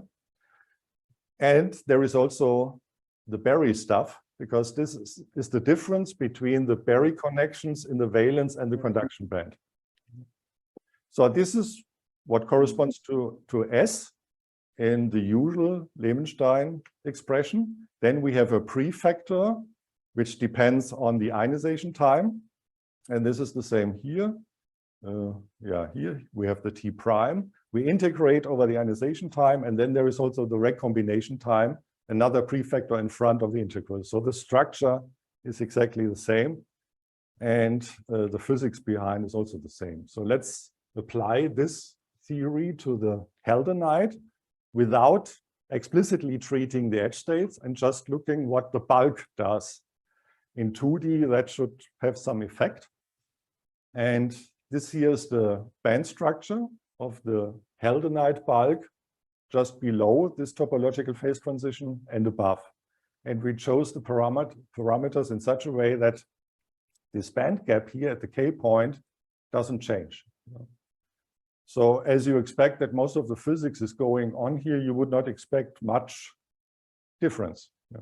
below and above the topological phase transition. But there is, because the electron trajectory changes the orientation because the Berry curvature changes sign. So here we start at the K point and time is color coded. So from blue to yellow. And you can see that here the electron starts orbiting clockwise. And in the topological phase, it rotates counterclockwise. And again, the laser was linearly polarized. But nevertheless, the electron starts making some elliptical motion because of this Berry curvature. And you can imagine that this has now some effect on the harmonic generation. If an electron orbits like that or that, then the emitted harmonics should also switch their helicity. And this is what we saw. So above and below the topological phase transition, we see this flip of the helicity, so blue to red. And at the K prime point, that does not happen. And then the question is, does it survive the K integration? Fortunately, it does. So there is also this helicity flip below and above the topological phase transition. And this confirms this earlier results from Misha Ivanov's group. They also found this phase flip. Now, we had one example where the explicit presence of the edge states did something in the harmonic spectra. Now we saw some effect just from bulk. But after all, if an experimentalist shoots on a topological insulator, he or she has to interact with the edge states explicitly, right? There is no way to enter the bulk without seeing the edge states. So now finally, we want to see both and consider some Haldonite flake. So now we should have effects from the bulk and also from these surface currents. And if now we don't have a band structure anymore for this final thing, a finite thing, but still we can calculate all the eigenenergies and just plot them in ascending order with energy. And then you find this valence band, or what would be the valence band if it was bulk, and the conduction band. And in between, there are these edge states connecting valence band and conduction band. And you can also calculate from this slope, if you Fourier transform along the edge, you can define a K vector. And from the slope, you can find the group velocity. And now you can compare harmonic spectra from bulk, so without that edge, and this finite system. And the red result is for the bulk, and the black is for the finite system. And you can see, okay, plateau looks very similar. It's a bit shifted, but otherwise it looks similar. But down here, so below the band gap, there are additional peaks. And then you can analyze where this comes from just by filtering out this peak, Fourier transform back and see where does the current come from that generates this peak. And then you will see, yeah, it comes from the edge. Whereas if you pick harmonics from the cutoff here and Fourier transform back, you will see, okay, this is generated in the bulk. So why is the peak at that position? I don't have time to discuss this in detail, but you probably can guess it. So we have this group velocity over here. Now, if you divide this circumference here by the group velocity, you get a time. And the inverse time is roughly that position. So it's because of electron wave packets that move around. And these are accelerated charges. They should also produce harmonics. So you need a modulation of this edge current because a uniform edge current does not emit anything. But if you have a modulation on it, it will generate harmonics. And this is what we see here. And in the last 5 minutes or so, I would like to discuss preliminary recent work. So now we would like to see the effect of electron-electron interaction, and in particular see whether topological effects survive or not. And to that end, we start very simple again. So now this is a kind of Suschrieffer-Heeger-Hubbard model, where you have again a Suschrieffer-Heeger chain. So here I have drawn this topological situation with the dangling sides, but we also add electron-electron interaction. So this is the standard Hubbard term. And of course, this makes the solution of the Schrödinger equation much more complicated. So now we have, in this example here, just 6 sides and 6 electrons. Let's say 3 spin up and 3 spin down. And now we need a basis. So how many possibilities are there to put 3 spin up electrons on 6 sides? 20. So you can encode this in binary numbers. So this would mean that there is an electron, let's say, spin up at the very right side, then here and here. And then you can just write down all possibilities. You get these 20 binary numbers. You cannot have 2 electrons with the same spin at the same side. So this is why you have only 20. But now there are the other 3 electrons having spin down. And they can be wherever they want. There might be 2 electrons at the same side, but they have different spins. So in the end, we have 20 times 20 states for only 6 electrons. And you can imagine how that scales. So with 12 electrons, you have already millions of states. Okay, but let's see whether we can see some topological features here. In this basis, so 20 times 20 is 400. Our Hamiltonian looks like that, and probably you cannot see anything. So let's zoom in a bit. So here I chose these hopping parameters of the Zu-Schriefer-Heger chain in such a way that we can easily identify where are these entries. So V equals 1, this is bluish. W equals 2, this is reddish. And you can see that they are somewhere off diagonal. And then the electron-electron interaction is diagonal in that basis. So at most, there can be 3 pairs of electron with spin up and spin down sitting at the same side. In that case, you collect 3 times this electron-electron interaction energy, which I chose 1. And this is gray. So for instance, here's a gray dot. And somewhere else is also gray, here one. Yeah, so this is where 3 electrons sit at the same, 3 pairs of electrons sit at the same side. And then there are other options where only 1 spin up and 1 spin down is sitting at the same side. So that would be U equal 1, this is yellow, and so on. So this is how the Hamiltonian looks like in that basis. And if you don't have electron-electron interaction, this would be the non-interacting case where we can think in this single particle states with certain number of electrons inside. And what is then the difference between the trivial situation and the topological? Well, here we have this, what would be the band gap for a longer chain, but now it's a very small system, but still there is a certain energy difference between the highest occupied state and the lowest unoccupied. And in this situation, which would be topological if the chain was longer, you have those 2 states and they would become degenerate if the chain was longer. Now they are not yet degenerate. They would be degenerate if W is much bigger than the V, but here we chose reasonable values. And now of course, we expect differences in the harmonic spectra, right? Different level schemes, different harmonic spectra. If we switch on U, you can now follow how these states change. So now this is really a many-body ground state, because with increasing U, this picture here doesn't work. You don't have a band structure for the longer chain, and you really have to work with many-body states. And this is how they shift with increasing U. This is the case for the topological situation. So here is this almost degenerate, or the first excited state, which involves these degenerate levels. And you can see that increasing U removes degeneracies as expected.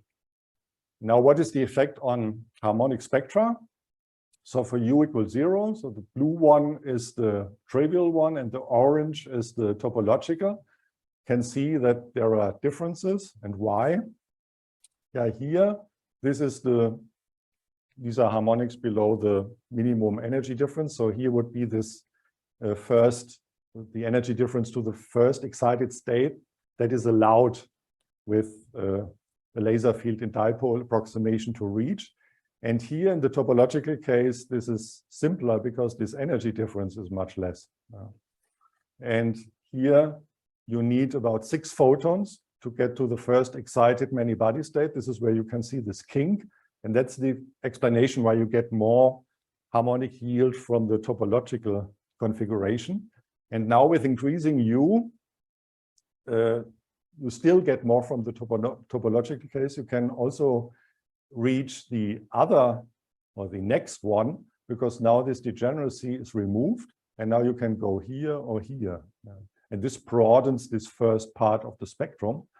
And only when you increase even further, so this is 0.1, if you increase more, the difference disappears and there are almost no harmonics anymore because the electrons cannot move anymore. There are 6 electrons on 6 sides. Electron interaction is large, so they cannot move anymore, and therefore there are no harmonics. So then we investigated whether we really need these 400 states. And fortunately, it turns out that this is not needed. So if you just take the 20 lowest of these 400 states, you get exactly the same spectra. And then if you look from where you can go in this spaces, you see that actually it should be sufficient to have these 1, 2, 3, 4, 5, 6 states, because it's a kind of closed loop. So this is good news, because if we want to make our chains longer, probably we don't need these million states for the time propagation, only to calculate once all these field-free states and then do the laser field propagation, or the propagation with laser field in a reduced basis. Okay, so let me summarize. I hope I convinced you that Berry curvature and thus topology affects high harmonic generation in solid bulk. Edge states need to be explicitly taken into account because the laser has to interact with them. And there is extremely rich and at times counterintuitive electron dynamics in solids because of this counterintuitive Berry curvature effects. So I just showed you our first results about electron-electron interaction. And of course, we will continue that.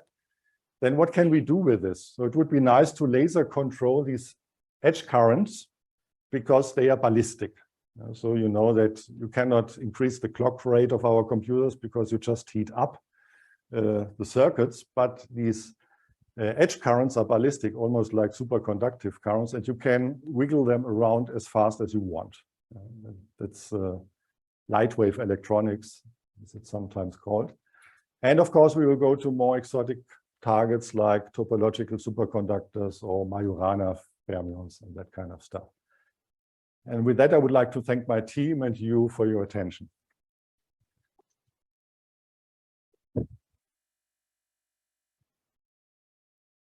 Thanks, Peter, for a very interesting talk. Do we have questions?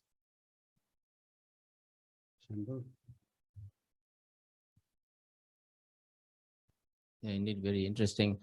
So about the edge state contributions in the harmonic spectra, like typically in experiments, it's really difficult to separate what comes from the edge states and what is from the bulk, right? You showed very different conversion efficiencies for the edge states. So I was wondering if there is any selection rule, prohibition, or anything robust that you can relate to the edge states. No, I'm not sure whether one can easily define selection rules for them, but they emit probably rather low harmonics in regions where you would not expect anything from the interband transitions. Of course, this doesn't help you much if you have anyway a lot of low order harmonics from the usual intraband harmonic generation. So for instance, this emission due to electrons going around, they don't have to be at integer position. So if you see something in your spectrum which is at a non-integer position, I think that would be a hint. Okay, thank you. Okay.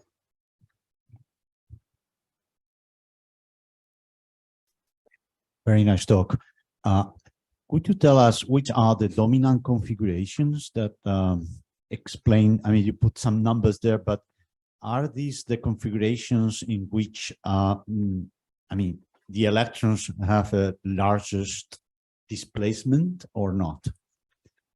You mean the eigenstates? Okay, so the ground state, actually, it's not that one of these configurations is very dominant. So if you look at the eigenvectors, there are equally. You said there are a few ones only. Yeah. And the most important one is this alternating thing, spin up, spin down, spin up, spin down, spin up, spin down. Yeah. And then for the topological case with these dangling sides, we have to create something with a bit more population at the edges. And then you need to mix other stuff in, some, for instance, this one with more probability density at the edges. But it's not that easy that you have only 2 or 3 important components. Then there is a way to predict, and if you go to larger systems, way to anticipate which other configurations would be more important. Yes. For higher. Or you do that one still exactly, and then only the time propagation with fewer states. But okay, at some point you cannot even do the field-free stuff exactly anymore. No.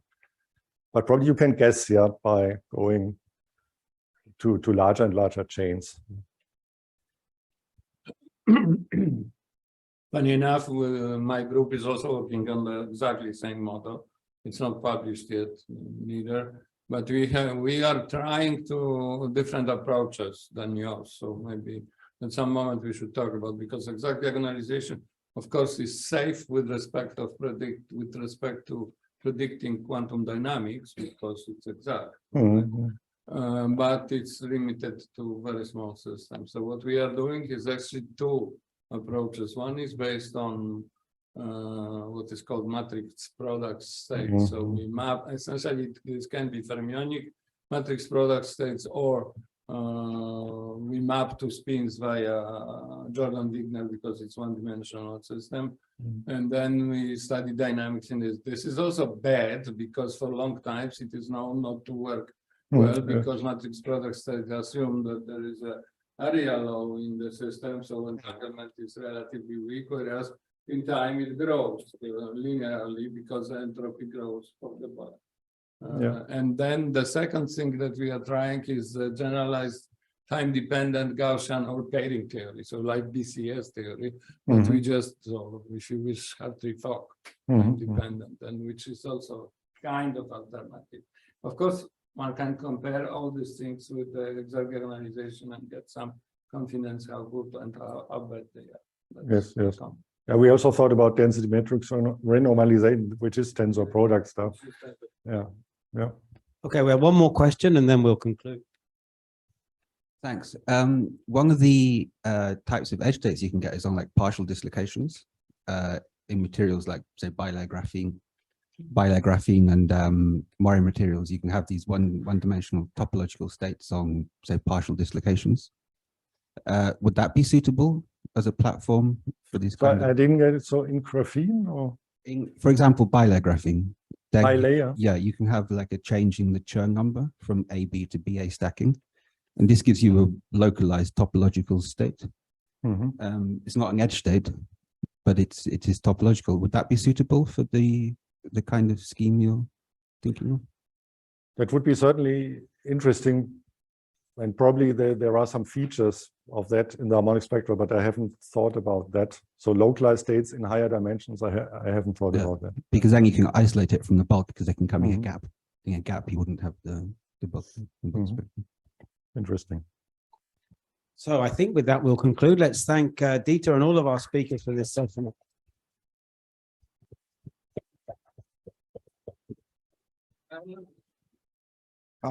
Do you need to make an announcement? Okay, so we seem to be only 10 minutes late. So do we keep the coffee breaks to finish at the advertised 25 minutes late? Oh, we're 25 minutes late in that case. Take 20 minutes for coffee. So, okay, so we come back at 11:15, I think it's. I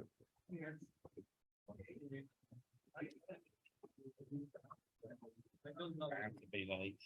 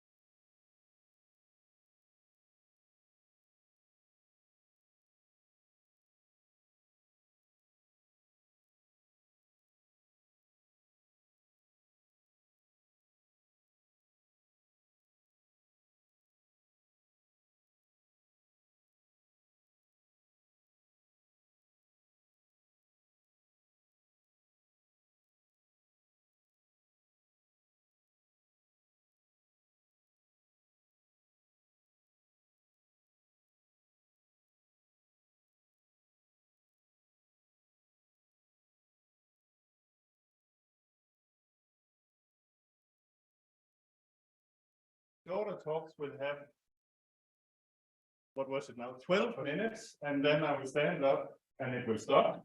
And then you have a little bit of time to wrap up and 3 minutes for discussion. That's it. Okay. And with these words, I'd like to welcome the first speaker, Sangeeta Sharma, please. Yes, hello everyone, and thank you for having me here. So as you can see from the title of my talk, I will talk about interaction of spins with charge and nuclear motion and with light. And instead of giving in-depth of each of the subjects that we study about, I'll try to give an overview. And if you have some topic that particularly interests you, please come to me and then we can discuss it in detail. So here is the list of my co-authors, some experimentalists, some theorists, and some funding agencies. The blue-colored collaborators in theory are the ones whose work I will show here. So why should we work in this field of spins and light interacting with each other? For me, this is a very nice graph because it shows as a function of year how the processor power just saturated over time. Since single processor power saturated, we started to cram more and more processors together to make parallel computing. Now, even that's saturating. We cannot go to smaller and smaller length scales, which means we need to go to and do something else. Don't go for current-based technology, not the charge flowing. And remember, our computer power is not saturating. It's not going to saturate. We have Alexa at home. We have Siri at home. Elon Musk is trying to put us all on Mars. So we need something more. And that something more can be spin-based technology, spins controlled with light. And that it can be so was shown in this very first work in the group of Bigot, where he took just a slab of nickel, shined some light on it, laser light on it, and this is what he saw. He saw that the moment of nickel very quickly decays and then slowly later recovers. So this means we can control spins with light maybe, and if we can control spins with light, all our technology will be very fast. It will be very efficient because in case of charge, the electron needs to move from here to here in a circuit to cause current.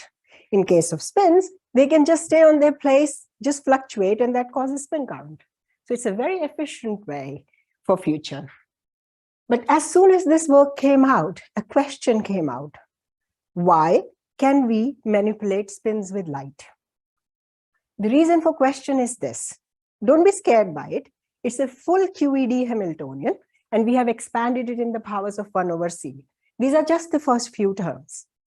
Okay, and you notice that all the leading order terms, there is no coupling of spins to electric vector of light. First time the electric vector of light talks to spins is with this blue term. This is looking pretty just spin-orbit coupling term. Okay, so it's clear that manipulation of spins with light is indirect, and it is via spin-orbit coupling term. Is this really the case?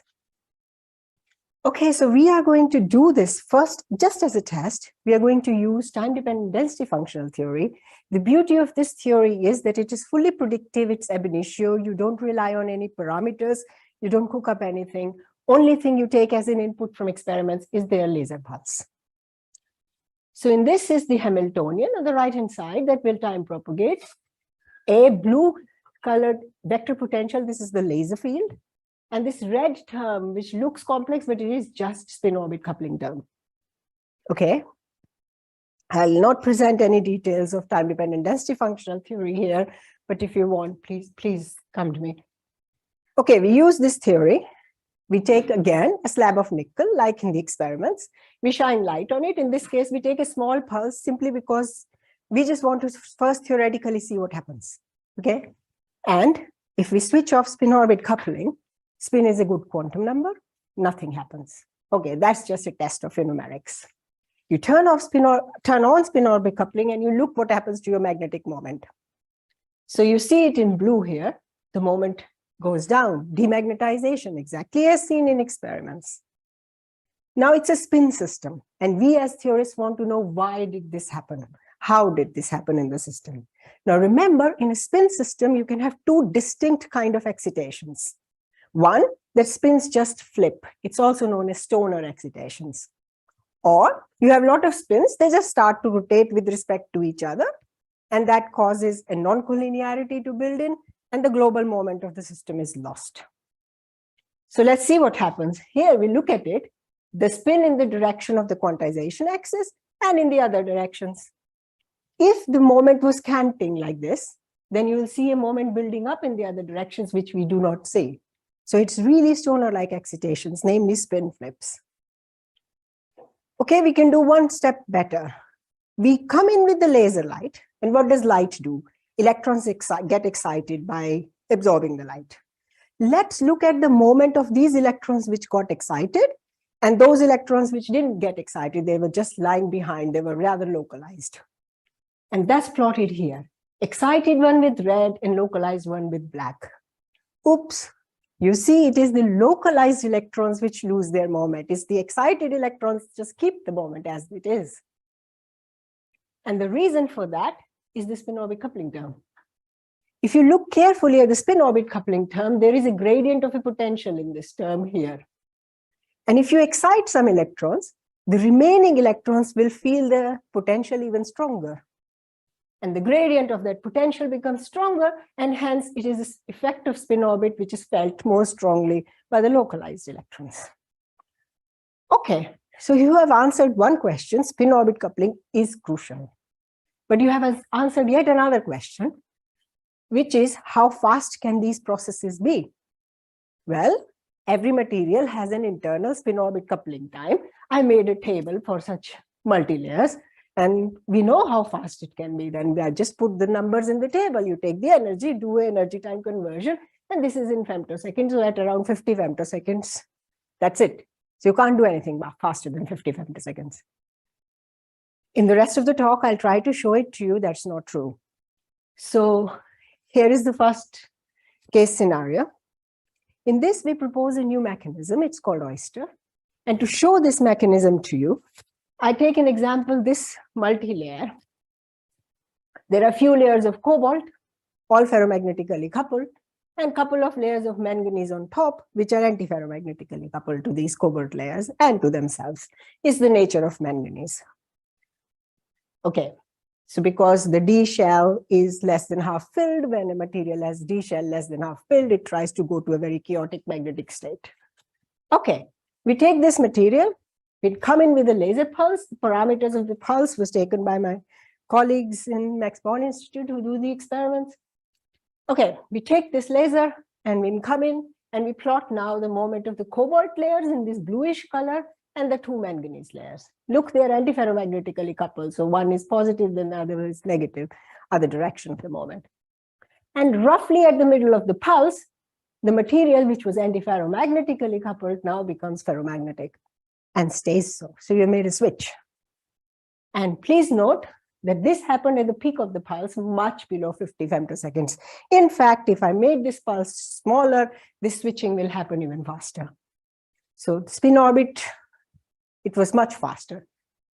Let's do a theoretical experiment. Let's turn off the spin orbit coupling completely in our Hamiltonian, and then look what happens to the moment. Well, the two moments are plotted in two different colors. This bluish color, the two manganese atoms, in this sort of orangish color, there is no difference. It does not matter. Spin orbit was there or not there.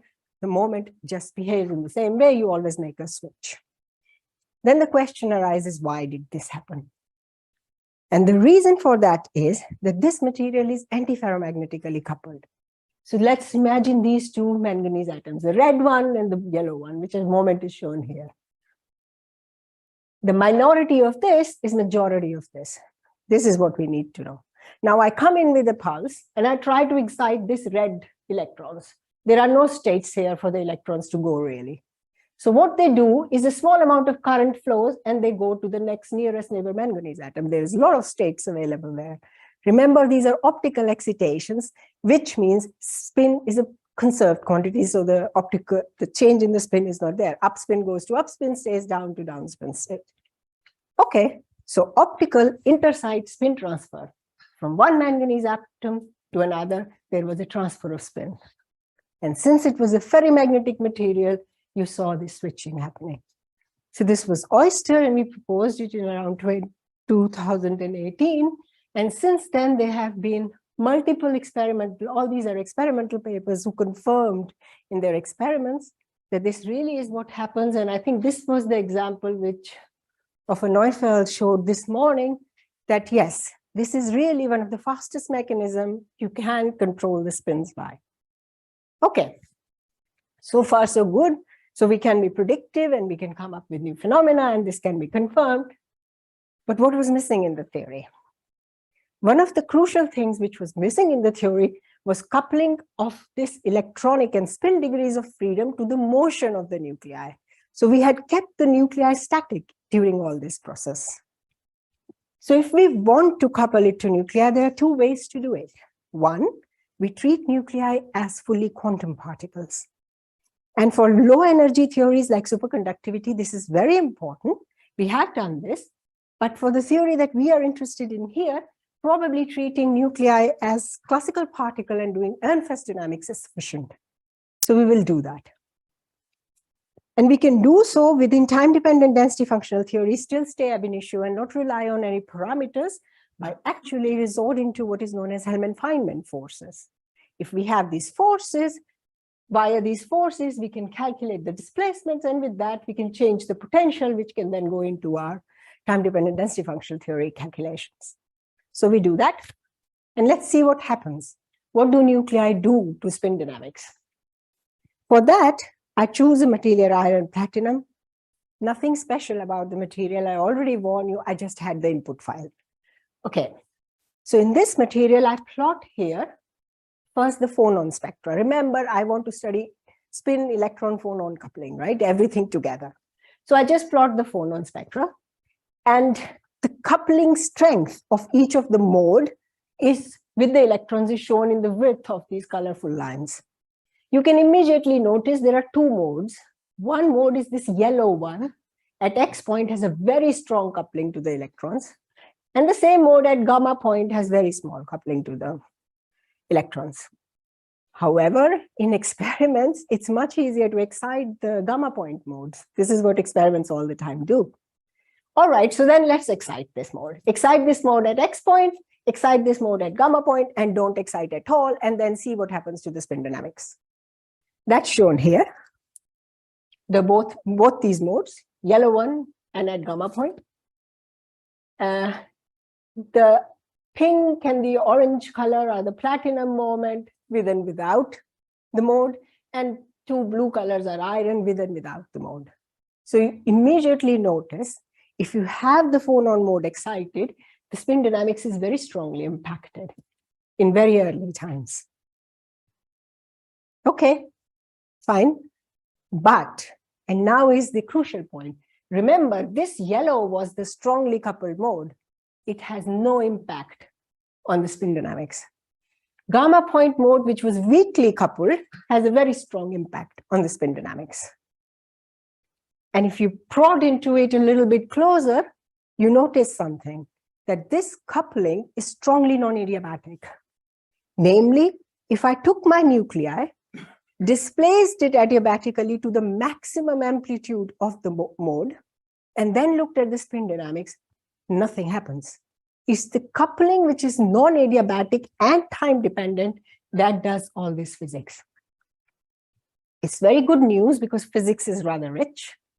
It's very bad news because you can't guess it from any static calculation, what might happen. You have to do the hard work of doing these calculations.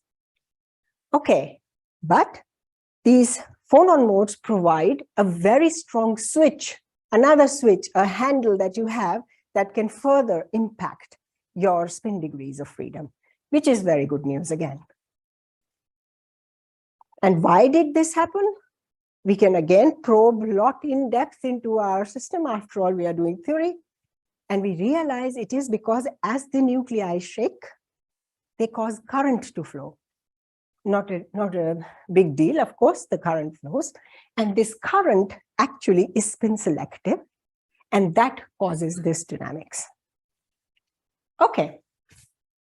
So this morning already there was a lot of discussion about 2D materials.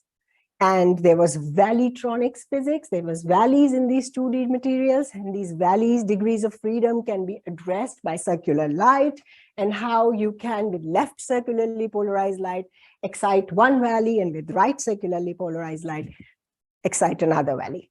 Selection rules, all well-known physics. However, what we showed in our recent work, Misha showed it too, despite whatever everybody says, you can, with multiple pulses or two pulses of linear light, actually also control the valley degrees of freedom. And that you can see that you can take two pulses, one polarized in one direction, another polarized in another direction, and just by changing the separation between the two, completely control the valley degrees of freedom. Very nice. However, when these pulses end, there is no current flowing. Okay, so we have addressed the valley degree of freedom. Of course, we have selectively excited a particular valley, which means we have selectively excited a particular spin, but we don't have spin current in hand. And in the end, if we really want to do spintronics and make spintronic devices, what we need is to generate spin current and take this spin current, take it into another material and do some manipulation with it. This is our end game, yeah? That cannot be addressed like this. Okay, for that we propose something else. For that we propose what are known as Hennekomb pulses. Reason being, you know, this cockerel has this thing on top of their head, and it looks like this, the pulse. So what the pulse is a combination of two pulses. It's a terahertz pulse together with an optical circular pulse. If you combine two of them together, you can show that you can selectively excite one particular valley, and you have enormous amount of spin current generated. Okay, so now in 2D materials, using such Hennekomb pulses, you can also generate current, spin current. Now, what do we do with this spin current? Because in the end, we want to take at least baby steps, if not big strides, towards making some kind of devices. So here is what we propose you can do with spin currents. You can make fully reversible switches. So forget about making switches just with light, because if you come in with light on your material, it's inevitable that eventually you destroy the material. You start to make holes in it or destroy it in some form. You don't do that. You shield your material with something, maybe graphene, maybe TMDC. You shine light on this material indirectly. You generate spin current pulses and let these pulses go inside the material of interest. So you can generate pulses of majority and minority. And in this case, we took cobalt platinum. We come in with a pulse of one spin. We make a switch. We go ferromagnetic, go to the other direction of the spins. We come in with another pulse and go back. So we keep doing back and forth, nicely make the switch. We were very excited about this. However, the experiments beat us to it in the sense that recently these experiments have been published in the group of Stefan Marget, where they show this first part, that happens to be in exactly the same material, cobalt platinum, you can do this switching with spin currents. Okay, we can provide you with better material choices. We can provide you why this happens. We can tell you temperatures at which this can happen. However, yes, our thunder was kind of stolen, and we are happy and sad about it. Okay, finally, what more is missing in theory? Well, remember I showed you this QED Hamiltonian, and I showed you the spin-orbit coupling term.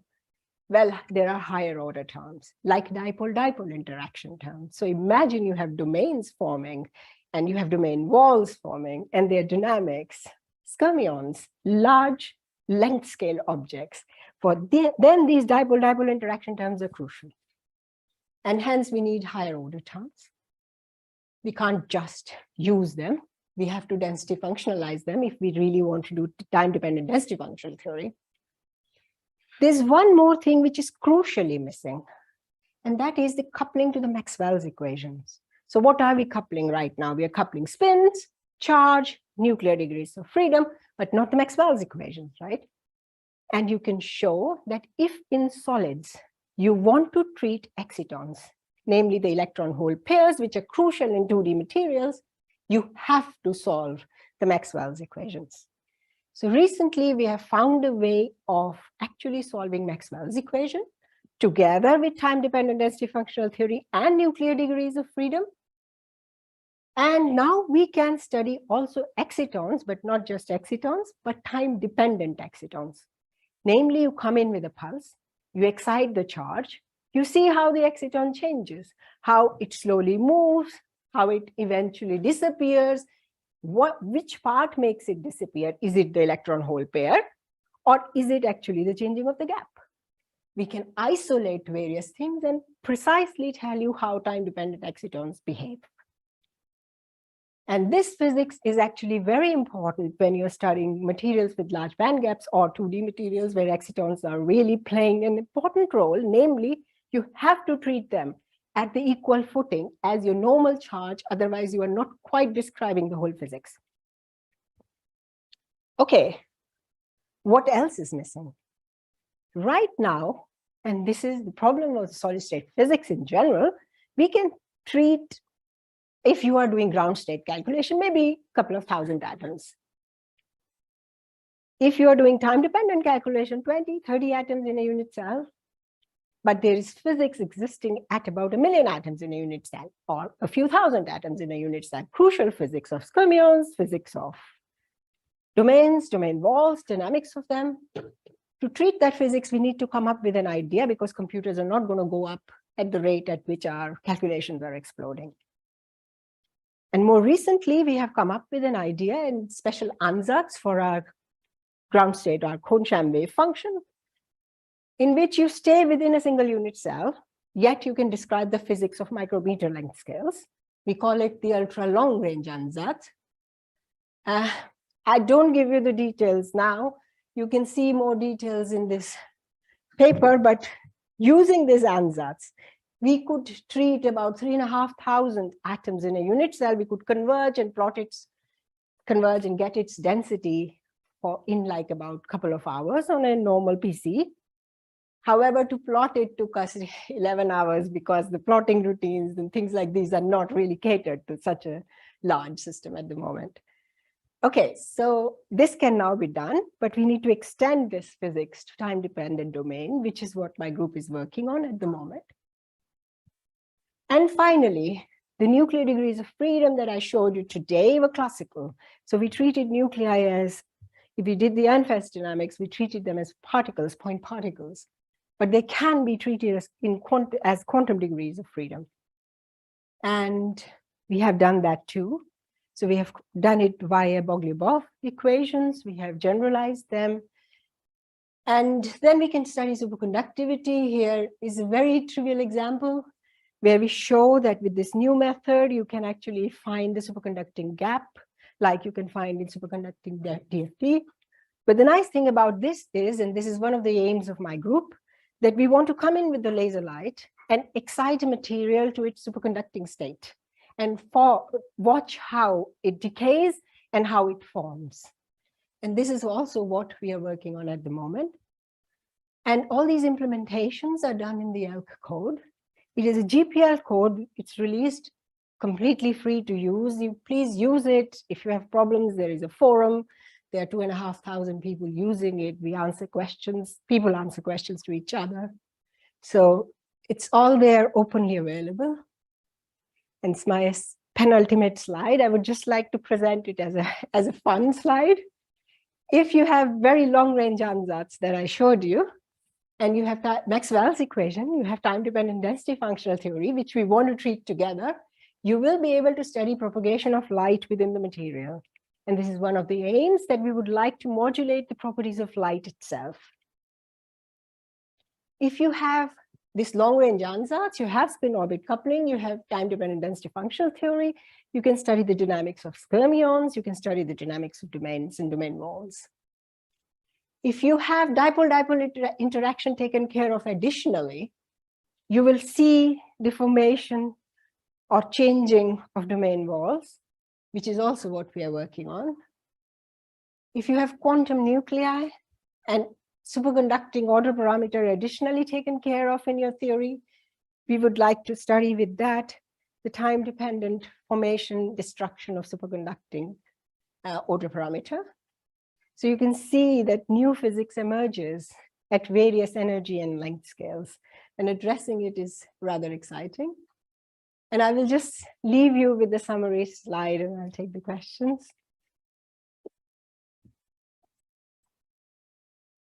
Thank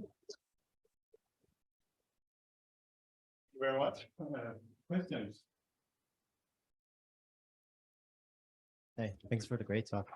So I have a question regarding the exciton part, the part about the exciton dynamics. So I was wondering two things. So first of all, are you doing this in a finite or a periodic boundary system? Periodic. And also, okay. And then do you need to use like hybrid functionals or not? No. No. No, you can't do anything with the hybrid function. It's not useful because, okay, there's no board, but then I just Okay, try to say it, then, that you can show that, okay, in a Q tends to 0 limit, the potential, if you look at the change in potential, response function is change in potential as you change the change in density as you change the external potential. In Q tends to 0 limit, this is 0, because in a periodic system, this is the charge. So with any potential, hybrid or not, you can never address the excitonic physics, not for an extended system. So you need to address it via something else, namely current, which couples to the vector potential, and hence it has to be done with the vector potential here, namely with the Maxwell's equation. we can talk about that. Thanks. So just to be clear about that, so what you're saying is that to get the exciton, you need to do the Maxwell equations if you want to do DFT, achieve DFT. Exactly, because your exciton is hidden here in the current, and that couples to this conjugate potential. Good, thanks.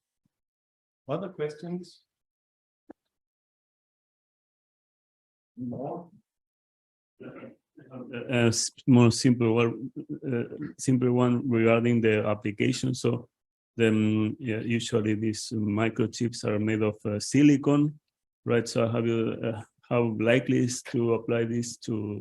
Have you considered silicon as a platform for this? Or? So for looking at the switching, for example. Yeah, you can look at silicon, but the thing is that we want to do it with spins, right? So we want to switch the spins, and silicon is not a spin polarized material. So we stay within ferromagnets. We're not going to antiferromagnets, stay within ferromagnets, but the simplest possible ferromagnets, yeah. Okay, thank you very much. Let's thank the speaker again.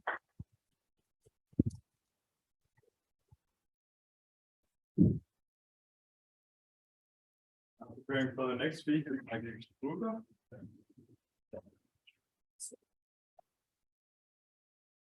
But thank you very much to the organizers for giving me the opportunity to present our work. So it's going to be a bit different from what we have heard before. So what we are doing is we are doing ultra-fast electron microscopy. We're trying to develop new methods there. And why we do this is because we look at nanoscale solids and nanoscale objects. So it's not like a bulk or an extended surface, but it's about nanostructures, molecules. Okay. Thank you. So this you all know, but I want to emphasize here there's also the atomic length scale, not just the atomic time scale that we usually talk about in attosecond science. And for that, actually, we would need electrons, because electrons have a de Broglie wavelength that is much below what we can achieve with light, even with extreme ultraviolet light. So this is our motivation why to go into electron microscopy, to image dynamics of electrons in space and time. So these ultra-fast quantum dynamics in small systems like small-scale nanostructures or molecules, they're very interesting because we confine the electrons into a very small area of space, and that increases their chance of interaction. and therefore correlation effects. So we expect new physics there. I mean, there's many studies now. We already heard about it a bit. For example, charge migration in molecules, or in 1D solids or 0D solids. You have very interesting many-body phenomena. But the thing is that we want to also develop a new methodology because we want to do microscopy in the end. So we need some methods that work both in space and time on the attosecond, femtosecond time scale, and if possible on a length scale of 1 nanometer or less. Okay. So in my talk, I want to present 2 different pathways that we are currently pursuing in our lab at the Technion in Israel. The first one is on the left side. We want to implement a new electron microscope that uses low energy electrons, and I'll show you the progress towards realizing that. And on the right-hand side, we are developing ultrafast scanning tunneling microscopy that also uses electric currents to image electron dynamics in space and time. So let's start with the first subject. And this is pursued widely in the world to generate attosecond electron pulses. So we talk a lot about attosecond light pulses, but you can make attosecond electron pulses. And the way this is usually done is in the following way. You take an electron pulse in an electron microscope that you generate with a laser pulse, and you modulate it with another pulse that is synchronized with the initial pulse that generates the electron pulse. And that modulates coherently the phase of this electron wave packet, usually work with cylinder electrons. This modulation, after some propagation, it results in the formation of attosecond electron pulse trains. Here, for example, you can see in the group of Klaus Ruppers, they achieved an electron pulse train on the order of 650 attoseconds duration, each of those pulses. So this is a very active field, and it's also pursued at Technion, not in my group, but in the group of Ido Kaminer. We want to go in a bit different pathway. You know, these experiments take place in transmission electron microscopy. These are huge machines, and they work at extremely large electron energies, which is also actually harmful for samples because you destroy them pretty easily. And so people have actually went to lower energies. In the scanning electron microscope, you already are at 10 kiloelectron volt energies. And in our case, we pursue something simpler, much smaller. We pursue point projection electron microscopy. It's not just us, it's also other groups in the world, for example, the group of Christoph Linau in the University of Oldenburg. Okay, so how does this work? The principle is very simple. You take a point source of electrons here. This is a needle tip, a metallic needle tip. You illuminate with an laser pulse to create an electron pulse. This is common to all of these methods. And then you would place a sample in a distance very, very close to the point source. And you also illuminate, you can pump it, so pump probe experiment. And you have a detector that resolves the electron beam at a very large distance compared to distance from the source, from the point source to the sample. So with this way, without any electron optics, you get a magnification of about 50,000, 100,000 for free. So it's a very, very small setup, usually length less than 10 centimeters. And it's very appealing also because if you have a point source of electrons, if you make this point source very, very sharp, and all the electrons start to come from a single point in space, basically. It's a more or less perfect point source. And then also the matter wave properties of the electrons count. And then you get, instead of a shadow image, for example, of these holes of this sample here, you get actually a diffraction or holographic pattern on the screen. So this is very nice. How do electrons actually are sensitive to what's going on in the sample? It's very simple. Electron is charged. The charge dynamics in the sample affects the electron wave, and we see the result of this in the holographic image. Now, let's first talk about the physics of the emission from the metallic needle tip that we have. We want to actually work in a regime where these electron pulses that we use as a probe, instead of a laser pulse, we use the electrons as the probe. Okay. We want to achieve here a duration of electron pulses also on the order of less than 1 femtosecond. And there are two different pathways to go to short electron pulses. In our case, if you use a laser field that has a photon energy which is smaller than the energy required to lift out electrons from the metal, like much smaller than the work function, then you have the option to do a multi-photon photoemission process, for example, absorbing here several photons. And then you can understand, if this is the profile of the laser pulse, that the electron pulse will be a bit shorter because of the nonlinear scaling. But if you increase the laser intensity or decrease the frequency of the laser, then what you get is the tunneling regime. Here the electric field is so strong that you bend down the potential barrier, electrons can escape, and then the field, the waveform, as we've heard also in other talks, plays an important role, because at the peak of the fields, you get a burst of your electrons out from the tip. Okay, so, but there are some practical problems for point projection microscopy, because what we have to do is we have to take this needle, we have to take this sample, and we put them very close on a distance of 1 micrometer. That's already on the order of the wavelengths of the light that we want to use to excite, to create those electron pulses in the first place. So the pathway that we chose to pursue is coming freshly from Mark Stockman, who passed away 2 years ago. Is the following: that we don't shine your light here directly to the apex region of this needle tip, but you shine it on a grating that you write at the side, the shank of this needle tip. And then what you do is, if you shine your light there, you couple the light into a traveling surface plasmon mode, and this plasmon then travels and localizes here at the apex, and there's enough field to generate the tunneling effect.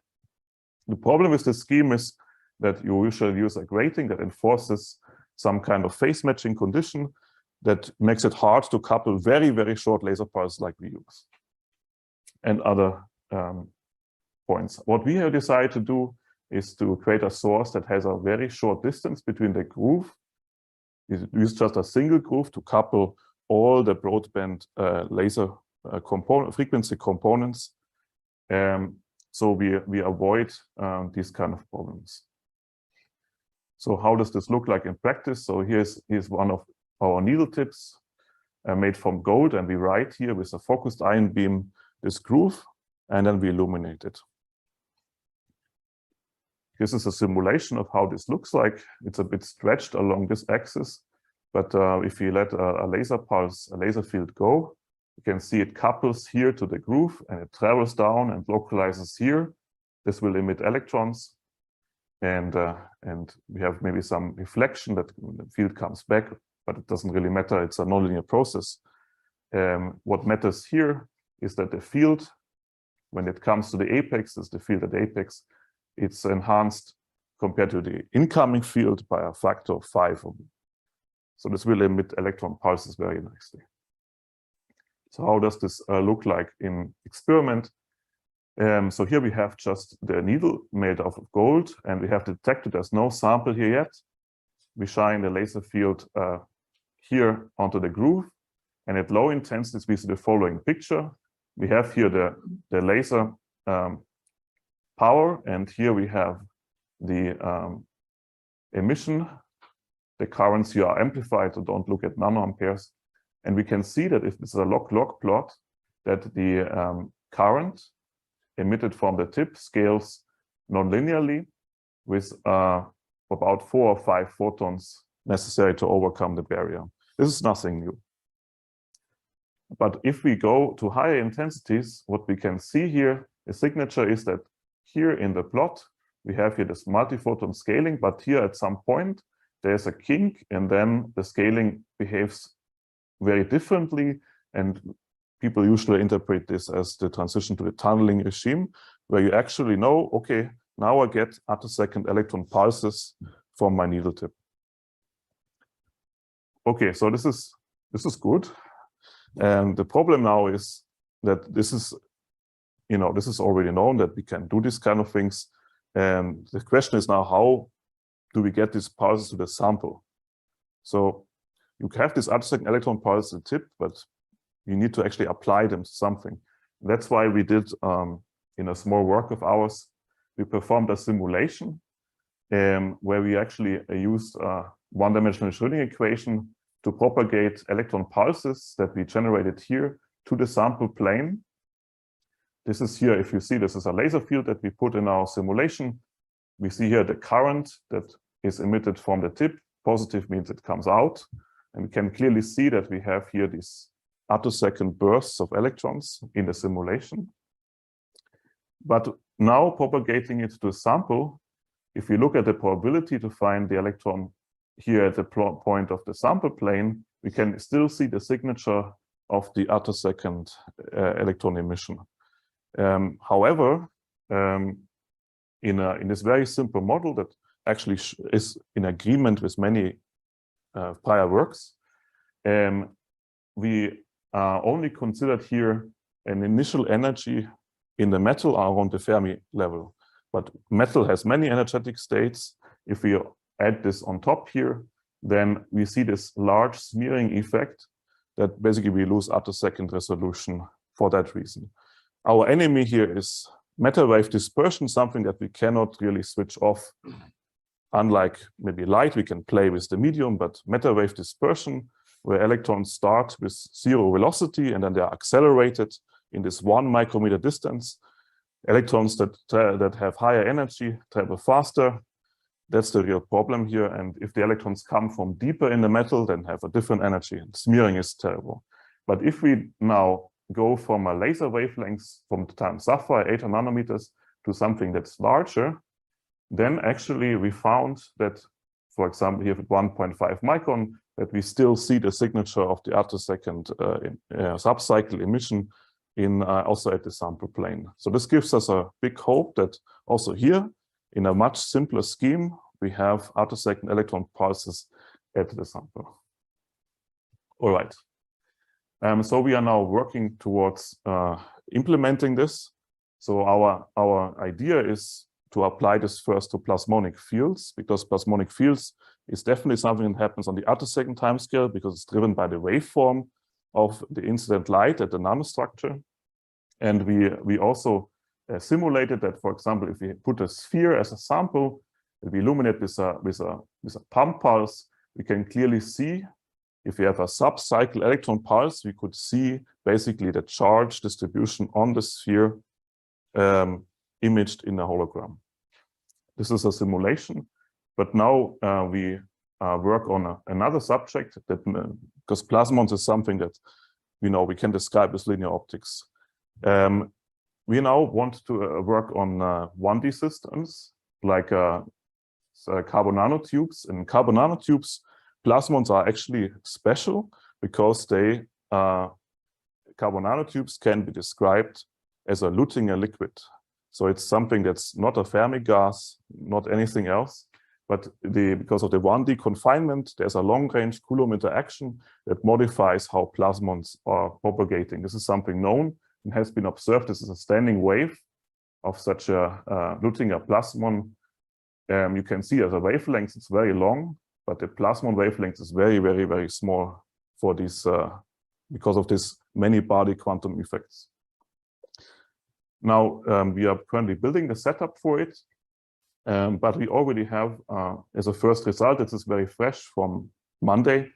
We can here see in our point projection microscope, this shows you what kind of length scale we are talking about. Here we see a bundle of carbon nanotubes, and we can see the holographic pattern of it already on our screen. So this is a very encouraging result. And we have to now go into the time resolved case, first exciting these plasmons and then see how they are created and how they are decaying in time. Not a static picture, but a time-dependent picture, and hopefully will give us more insight into how many-body quantum physics plays out in the initial 10, 20, 30 femtoseconds. All right. So it's very encouraging, but work in progress. Okay, this subject I will skip for time, but now come to the second subject, the scanning tunneling microscopy. Okay, here, so we need to switch a bit. We're now not talking about an electron beam anymore, but we're talking now about a very small gap between also a metallic needle tip that's kind of common to both of those experiments. And this metallic needle tip is brought very close to a surface of a sample on a distance of 1 nanometer or less. And in conventional scanning tunneling microscopy, you have here a tunneling effect, and you have a very strong sensitivity to the tunneling distance. In a static case, you apply a voltage, a static field. You can very nicely see different effects. For example, in graphene, you can see with atomic resolution, sub-nanometer resolution, you can see the lattice atoms, and you can even image molecular orbitals here. Now, our idea, and that's also shared with many researchers now, is that the pathway to time resolution is to replace the static electric field using a laser pulse. So in this case, we're talking about, for example, there are works that use terahertz transient fields. The group of Rupert Huber, this is terahertz scanning tunneling microscopy. We can really see the vibration of molecules with atomic resolution. Now, recently, also at the Max Planck Institute for Solid State Research in Stuttgart, people have achieved using CP stable infrared laser pulses, also attosecond electron currents. Also, Fernando, actually, he's not here. Also, he's here. Okay, also involved in this work. So what's the idea here? You have your tip, your sample, you should use a laser pulse, you have electric current.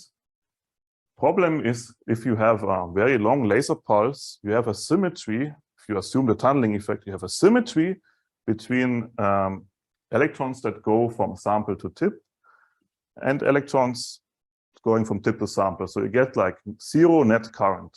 You cannot really measure anything.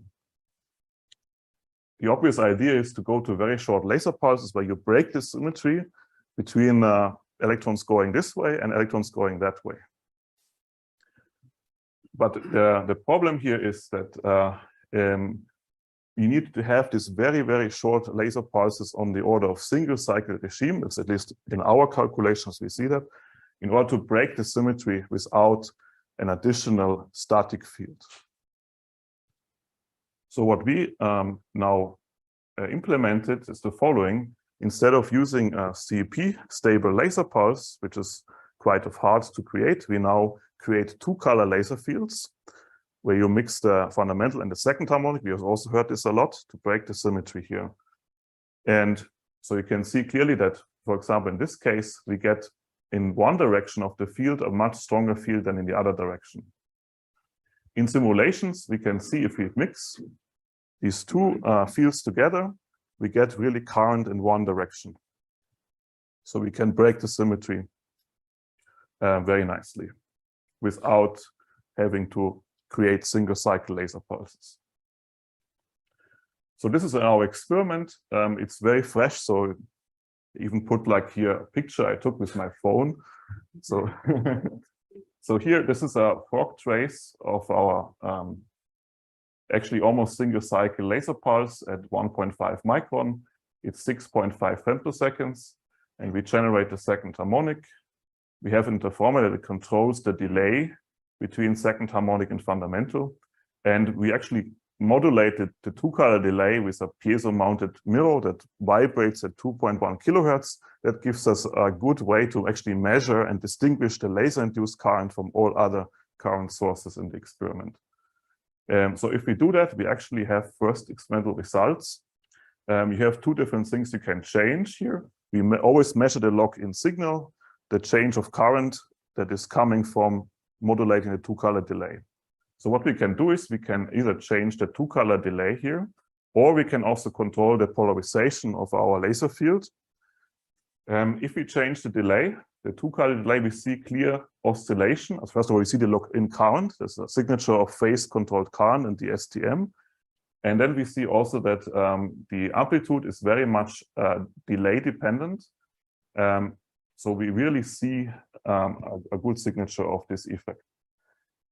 Also here, if we control the wave plate, if we control the polarization, then we also see only when the tip is aligned with the laser field polarization, we see a strong signal of our lock-in current. So this shows that we have achieved the phase control in the STM. What's not clear yet is the tunneling regime and what kind of spatial resolution do we get from it. So there's a little work to be done. But this is a nice experimental result. What we also did now do, our talented student, Boyan Ma, what he did is he actually tried to solve the storm field problem of the STM, the theoretical problem that some people try to solve in a weak field regime or with TDFT. And he achieved a model that actually uses our intuition that we have from our field of strong field physics. So again, this is a 1D model. We have a tip and oh, sorry. How did this happen? Sorry.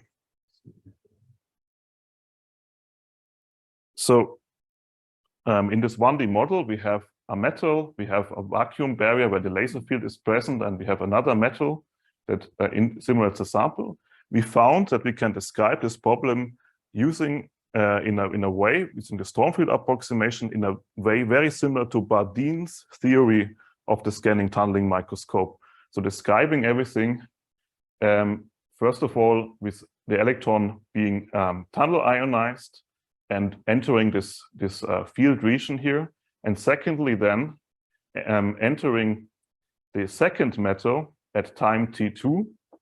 And here the matrix element that we have here in this interaction is very similar to Bardeen's theory. And what we get is, if we apply then also the strong field approximation and the saddle point approximation, is we get the three-step model basically. With the only difference is that the electron, when it propagates here, starts at T1 here at the first barrier, then comes to the second barrier after propagation at time T2. It has to move a distance d, a finite distance, the barrier width, and then enters the second metal. So it's very analogous to high-harmonic generation, where you also have the three equations, the saddle point equations. Just here, really, we have the thickness of the barrier that plays a very important role in this physics. For example, what we can also calculate, we can calculate the energy of those electrons, something we cannot experimentally measure. We can also define a cutoff here in the theory. And the cutoff is simply given by the electric charge times the field strength at the peak times the distance of the barrier. This comes out also from the saddle point equations. So this is very intuitive and agrees very well with ab initio simulations. Also, we can see that what the effect is if we calculate the field strength and the current. We can see a transition from the multiphoton regime to the tunneling regime, but for very thin barriers, the electron cannot be really accelerated, so there's actually no multiphoton regime. So something that's very important, the thickness of the barrier plays a very important effect. So with this, I want to stop. And here is a picture of our group. Thank you very much for your attention.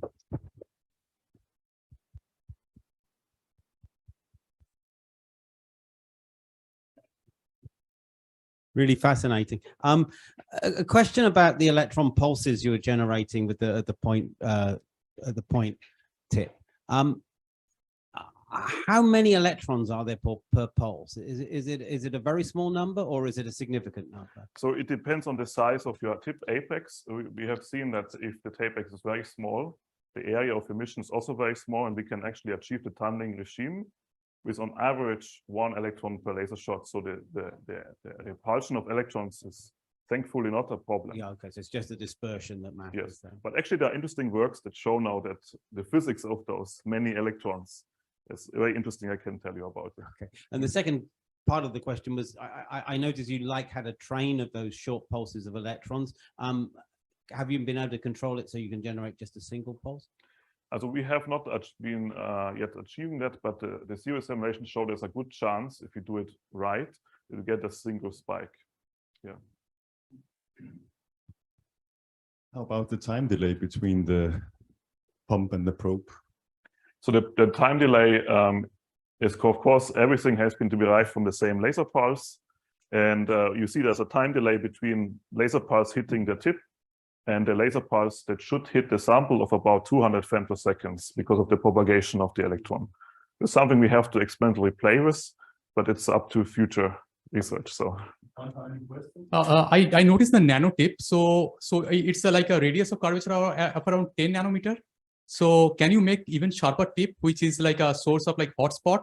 And the second part of the question is that I saw like gold nanotip. The second is like a silver nanotip for your. So the first answer is that we actually try now to make so-called single atom tips, where you have a special procedure that, at least in static emission, all the electrons actually are emitted from a single tip that sticks out from the rest of the tip. That's something we explore now. And the second question is, in the scanning tunneling microscope experiments, we use platinum tips, so actually not silver tips, platinum tips at the moment. Thank you very much.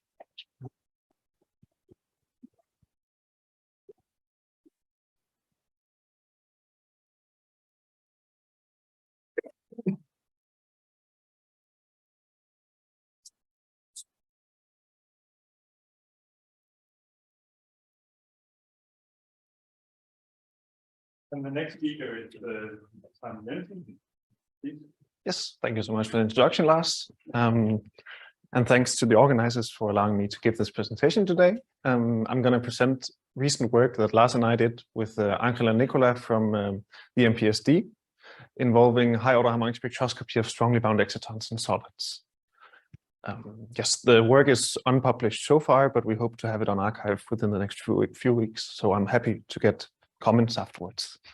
The outline, I mean, we've heard about high-order harmonic generation, we've heard about excitons today, so I'm going to go through that really brief introduction, then I'm going to explain how we have excitons in our theory, what results we see, some summary, and then hopefully there's time for questions in the end. These are our funding agencies. First off, high-order harmonic generation. It's the process where we have a strong electromagnetic field that hits a sample. Here we have a solid. It'll induce some dynamics, and these dynamics will further induce a generated field. This field can be measured. I want to highlight that we've done some work with experimental colleagues that shows that you can also measure this field directly in time to do time frequency analysis experimentally. But often you just integrate across time and then you observe it in frequency. Then when we go ahead and want to explain these spectral features, we typically look at a band structure, and often we use two processes to describe this. This is the intraband process, where an electron moves through a single band. So as Dieter explained, since it's non-parabolic, this would generate harmonics. We also have the interband process, where an electron can be excited, propagate, and then recombine, and this will also generate harmonics. And we're going to go beyond these a bit beyond these processes today by involving excitons. But first, let's just look at the properties of high-order harmonic generation. First of all, we can examine spectral features and learn something about our material, or at least how what the electrons felt when they underwent the ultrafast motion. We might also be able to utilize these ultrafast electron currents that we induce in our system to produce new electronics. And then this is also a method to produce extremely short and intense pulses that can be used for time-resolved measurements in various experiments within natural science and technology. So that's high-order harmonic generation. Now let's discuss excitons. I'm just going to go quickly through the standard textbook definition of an exciton. It's what happens when you excite an electron. You leave a hole. If we consider in real space, then the electron, the new wave function is a bit distorted compared to before, and the hole is delocalized. And then since we've changed the wave function here a bit, the potential that all the electrons feel is a bit different compared to before. So if you want to see what happens to this electron up here, it'll feel a new interaction from all the other electrons compared to what happened before. And this is repulsive because we have electrons, but we can instead think of this as being an attractive interaction from the electron towards its hole. When this happens, then an electron wave packet can delocalize in momentum space, the hole can delocalize in momentum space, and then they can localize in real space. And then we have something here that looks very similar to a hydrogen atom, but instead of a nucleus, it's just a hole. And this lives inside our solid. And this exciton will then give features similar to a hydrogen atom. If you do absorption spectroscopy, you'll see features like ground states and excited states of this exciton inside the bandgap of your solid. Good. And these features you see, they exhibit all the regular properties that we would expect from a hydrogen-like system. Excitons are important for photonic technologies, especially maybe for solar cells, because there you want to excite something in your material and then you want to drive it to produce a current. But since what we have here is overall a neutral object, so when we try to drive it, it won't be driven. But then if we introduce a really strong field, if this potential is really strong and a lot stronger than the binding energy of the exciton, then suddenly this electron or exciton will dissociate. That's the word for ionize. If it was a hydrogen atom, then it's dissociate for an exciton. And now we have free carriers that can produce a current, and we can drive them to produce harmonics. Good. There's been a lot of interest in these low-dimensional materials recently. And these exhibit a whole family of new excitons. And what's interesting there is that many of these are strongly bound. So the interaction between the hole and the electron is really tight. And therefore, we might argue that the strong field approximation in saying that they will dissociate might not be true anymore. And that's what we're going to see today. Good. That was the introduction. Now on to the theory. What we do is we do wave function-based time-dependent Hartree-Fock in just one dimension.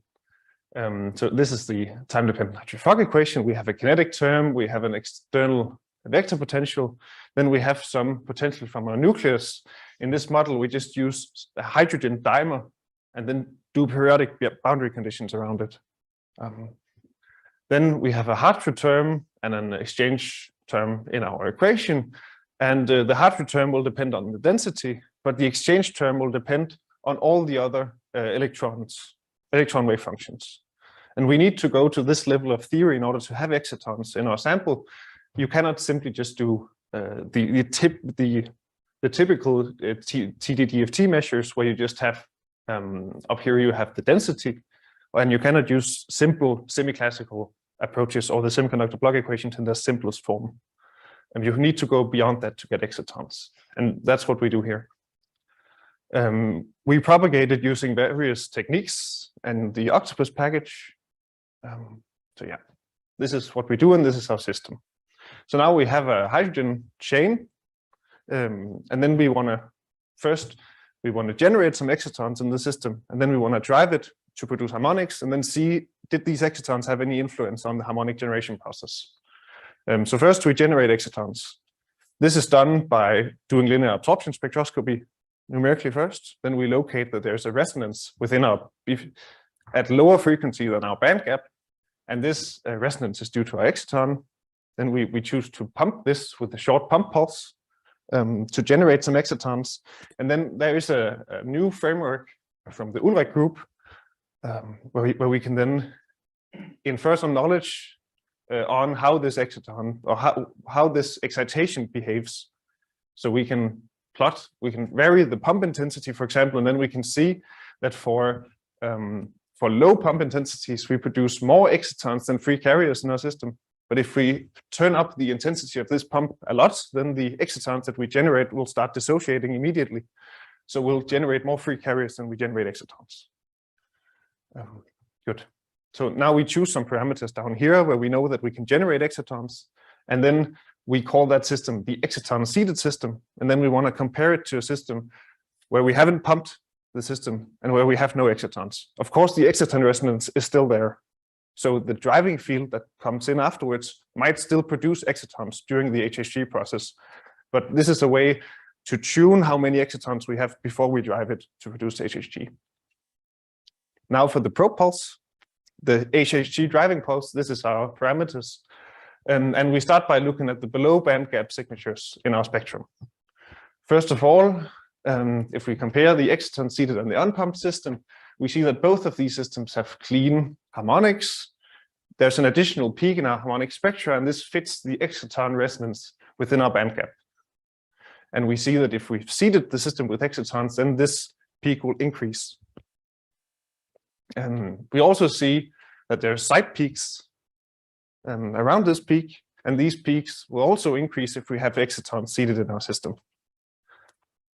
If we then vary the driving frequency, then we see that these side peaks follow the expected scaling for such side peaks.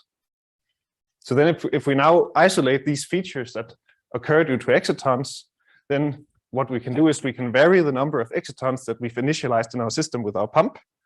And when varying this, we can plot how the intensity of these spectral features, how the enhancement of these spectral features are related to how many excitons we had in our system when we started. This is shown here.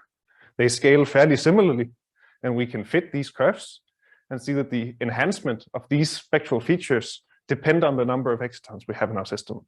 So with this, we say that there's here the possibility of measuring spectral features using high-order harmonic spectroscopy, and then relating this to how many excitons that were present in our system before we drove it to produce harmonics. Good. That was the first part. Now we go to look at the above bandgap signatures. And here, I'm going to do it with the time frequency analysis. So we see here how the harmonics are generated throughout our driving field. We see that the exciton seeded system starts producing harmonics above the band gap earlier compared to the other system. We have some population in our excitonic state here, so it's easier to produce free carriers compared to if they were just in our valence band. So we can make sense of this. We can also plot the exciton wave function. So this is the location of our electron compared to where the hole is. We can see that as the exciton starts dissociating in each of these systems, just when they dissociate, they produce free carriers, and these can be generated to produce harmonics. So if you have a strong exciton in your system, it seems like you need first to produce an exciton, and then for the exciton to dissociate before you can produce harmonics above the band gap. If we zoom into these two plots, we can look a bit closer at these features, and we know that some of these features we can typically describe with a semi-classical model. So we can do that. This will give these features. And then we can also extend the semi-classical model to account for recombination from the conduction band to the exciton. And this will produce additional features down here. So we believe that we can explain some of these features based on ultrafast dynamics that involve excitons. Good. Then for the summary here at last, I hope I've convinced you that strongly bound excitons are important for strong field excitations. We proposed that you could use high-order harmonic spectroscopy to infer knowledge on exciton populations in your system. And I also want to highlight that we can also see in time frequency analysis, we can see features that we can understand based on models where excitons enter in the ultrafast electron dynamics that govern high-order harmonic generation. And since excitons occur in many solids and are especially important in 2D materials, then this should surely be looked into for any applications that hope to use 2D materials for photonic technologies in the strong field limit. Thank you so much. Now time for questions.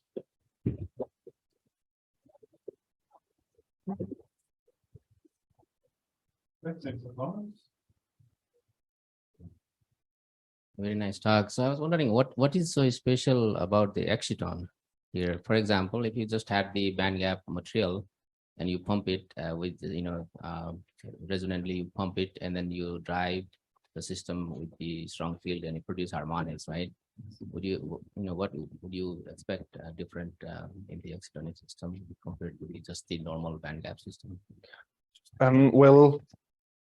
Even for the unpumped system, so here we've prepared no excitons, we see features, features in the spectrum that arise due to excitons. So they enter in the dynamics because they're there. And of course, since it's an additional like energy level in our system, then that will also impact the dynamics. So the system will change if they are there, and we can see features of that. Maybe I should make my question more clear. So if you just had the band gap solid without any excitons, right? You pump it with some near band gap excitation. Yes. You populate some carriers in the conduction yes. to start with, and you drive harmonic generation. In that case, right, would you expect something similar? In that case, well, we have looked at that, and in that case, we actually see that you can produce. It seems like you can produce more intense above band gap harmonics by pumping the exciton instead of band gap. So that's interesting to look into. We can discuss this more. Yeah. All right, thanks for the very nice talk. I only have one question, which is, in 2D materials, you often see like a red shift or a blue shift of the exciton peak position as a function of fluence, laser fluence. Was there any signature of that type of behavior in your work? Well, we see, if I go back to the spectra, we see that the exciton the peak in the spectra here due to the exciton is a bit wide. And we see in time frequency analysis, we see that it shifts a bit. So there could be some Stark shift, excitonic Stark shift involved. There could be maybe we're changing the system in some other way that might affect how this exciton is bound, and we might see this level shift. But yeah, so there is definitely a shift, and this peak is wider due to the fact that it shifts a bit in frequency throughout our driving pulse. Okay, thanks a lot.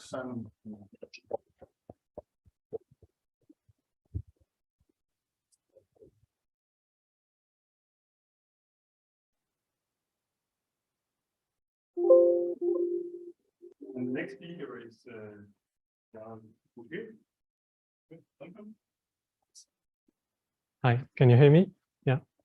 Well, first of all, I'd like to thanks again Carla and the organizers for setting up this very nice meeting. I'm really having a great time here, so thank you very much. So in this presentation, I'm gonna show you the results, the decoherence measurement that we've performed over the past few years on Attosecond electron wave packets. So this work is carried out in the frame of a project funded by the French Research Agency, and it's a collaboration between Institut d'Optique, the Saclay group in France led by Pascal Salière, and the theory group in Sorbonne University led by Jérémy Kaya. But first, let's see what it means for an electron to experience decoherence. So let's consider that an attosecond pulse is ionizing an atom or a molecule, and that we're observing the process from the electron's point of view. And more precisely, let's say that the only quantity that we can measure here is the kinetic energy of the photoelectron. And from this sole measurement, we would like to build up the most complete representation for the state of this photoelectron. So in that case, the best we can do is to construct a reduced density matrix for the electron. So imagine a 2D map, and with two kinetic energy axes. So along the diagonal here, we will have the populated energy states of in the continuum. So that's the photoelectron spectrum. And if we go off axis, we will have the coherences, and that will tell us if these populated states are actually in a coherent spare position or not. For instance, if we have a non-zero matrix element here, it will tell us that this state and this one are actually able to interfere with each other. And equivalently, we can build a reduced ion density matrix if we observe the process on the ion's point of view. But the effective quantum system here is neither the ion nor the electron. It's a total ion plus electron system that is described by a total wave function. And it's, as it's been said yesterday by Mark Bracking and by other speakers, if this total wave function here can read as a tensor product of a function of all the degrees of freedom of the ion on one hand and the kinetic energy of the electron on the other hand, then there is no entanglement. But this is actually a pretty specific situation, and most of the state that the total wave function can describe are actually entangled states. For instance, if there are like electronic rearrangements after the photoionization, or if the kinetic energy of the electron gets entangled with the say vibrational modes of a molecule, or if the electron collides with neighboring atoms and so on, then there will be entanglement. And in that case, for an observer that is watching the process on the electron side, this entanglement will result in a loss of coherence on the reduced electron density matrix. So we'll have disappearance of these off-diagonal elements, and this will decrease the purity of the density matrix. So this decoherence takes place at the level of an isolated quantum system. But of course, in practice, if we want to, say, build up a macroscopic signal, we're going to have to accumulate data over many of these isolated systems. And if the all the electrons that participate to this measurement experience different, say, experimental conditions, for instance, if the XUV pulses were varying, or if the ionized species were different, or if the detection step was not perfect, then we will have, again, decoherence, but this time it will come from the ensemble averaging that we've performed. So now in practice, if we want to measure these matrices, well, to get the diagonal elements, that's pretty easy. We said it's simply the photoelectron spectrum, so we just need to use an electron spectrometer. And if we want to get these coherences, the off-diagonal elements, we're going to need somehow to make these states interfere with each other. And this is pretty much what we've been doing for the past 20 years with techniques like Rabbit. So we're going to use a laser dressing pulse. We vary the delay between the laser pulse and the XUV pulse, and we record the beatings between the at the level of the sidebands, and this is going to give us the first order coherences that we have here.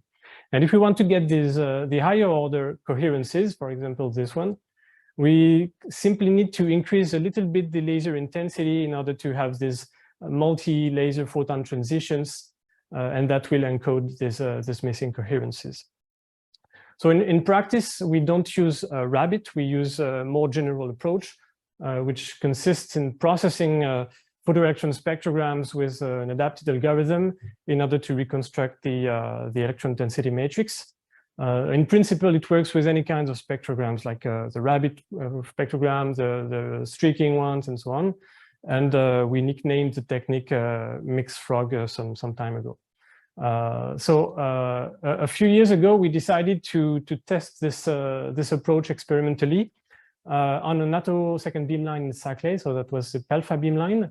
And really, the idea was to operate the beamline in daily condition, because we wanted to see what the density matrix looks like when we operate the beamline in standard conditions. So we simply used we isolated a group of 4 harmonics with a couple of metallic filters, and we ionized the neon atoms. And so this is the matrix we obtained. So on the diagonal, you see that we have these 4 peaks, and they simply correspond to the 4 energy levels of the continuum that we populated with our 4 harmonics. Now, if we look off diagonal, we have the coherences, and we see that some of these coherences are missing. So for instance, this one is almost 0 here. And if we have a closer look at this density matrix element here, we see that seems elongated somehow. So it's like it's equivalent to saying that there is some coherence missing here. So what's going on? Where's the decoherence coming from? So in this situation, we weren't expecting any form of quantum decoherence. So it was pretty clear to us that it was technical decoherence. So we made a list of all the possible sources of technical decoherence that could arise in our experiment. And for each of these sources, we derived a mathematical model, and we fitted each model on the experimental data. And in the end, one of these models turned out to fit particularly well. And in this scenario, this high order coherence here disappeared because of laser XUV synchronization fluctuations. And the elongation that we could see here and here, it was attributed to the limited resolution of the electron spectrometer. So now the nice thing with this decoherence modeling procedure is that it enabled us to trace back the origin of decoherence during the experiment. For instance, now we know that originally there was a train of 26 femtoseconds composed of pulses with a duration of about 400 attoseconds. And this train experienced synchronization issues with the dressing pulse. And here you have the jitter envelope. So then photoionization took place. And if we had had a spectrometer with a very high energy resolution, we would have measured a spectrum with peaks on the spectrum with a width of the order of 70 milli-electron volts. And instead, the time of flight spectrometer had a time of flight resolution of about 5 nanoseconds, so that we ended up measuring harmonics with a width of the order of 300 milli-electron volts. So that the other nice thing with this fitting procedure, in this case, it enabled us to see in a way beyond decoherence or beyond the spectrometer resolution. So we've repeated this experiment a couple of times on different beamlines. So for instance, these data were taken on the Fab1 beamline, so still in Saclay, and in experimental condition very close to the one we used in the past. And you see that the structure of the matrix is almost identical. Even the purity is very close. It's 12%, it was 11% before. But more interestingly, this data in the previous one were obtained by using retarding voltage of about 24 volt on the time of flight spectrometer in order to increase the energy resolution of the spectrometer. But now if we repeat the experiment without the retarding voltage to degrade on purpose the resolution of the device, this is the matrix we obtain. So we see that the global structure of the matrix is not changed. Like this element here is still the most intense ones. These two elements are weaker, but each density matrix element is now strongly stretched along the diagonal, and the purity, as a result, the purity is dramatically reduced down to 8%. And since the only thing that we changed in the two cases was the energy resolution of the spectrometer, it means that it confirms the origin of the decoherence that we guessed with our models. This elongation here is definitely due to the limited spectrometer resolution. We've processed this data with two different reconstruction algorithms. So we have some tiny differences here and there, but they more or less give the same results. They give equivalent results. So that's reassuring as well. So I didn't want to say any details about these algorithms in this presentation because I wanted to stick to the physics, but I'll just say that developing this algorithm is absolutely not trivial, and we're putting a lot of effort in it. And on a more general point of view, I would say that the fact of processing experimental data to obtain what you really want to get from this data in the end. So in a way, the fact of solving an inverse problem is, in my opinion, an often neglected or underestimated aspect of experimental science. In our case, we're really putting a lot of effort into these algorithms, and it's an area of research in itself. So I would like finally to show you an experiment that we carried out last year, and in which we focus on the spin-orbit splitting in krypton. So in the situation that you see here, we populate continuum through two channels, and you see that the red and the blue populations do not overlap in this situation. And if they don't overlap, it means we can distinguish between the two quantum paths. And if we can do so, it means that this factorization here is not possible. So there must be some entanglement between the electron and the ion. And if we observe the situation from the ion's point of view, we should get some reduced coherence on the electron density matrix. And here you can see that the purity, the expected purity, is of the order of 50%. So this is the density matrix we obtained last year experimentally. And the first striking feature on this matrix is that these matrix elements are strongly elongated again, along the diagonal due to the limited spectrometer resolution. And the purity in the end is of the order of 7%. But now if we look closer here on this density matrix element, we see that we do observe the splitting between the two spin orbit states with the right energy spacing in between. So it's a good start for a first try, I would say. It also shows that we definitely need to improve to minimize the technical decoherence if we want at some point to see some quantum decoherence. So we're planning to redo this experiment in the near future with better energy resolution and hopefully also with better signal-to-noise ratio. So to conclude, we're measuring these electron density matrices. They carry information about quantum decoherence and technical decoherence. So far, it's technical decoherence that has been dominating. Especially, we've observed this characteristic elongation on data taken on 3 different beamlines and processed with 2 different algorithms. So this is clearly not an artifact.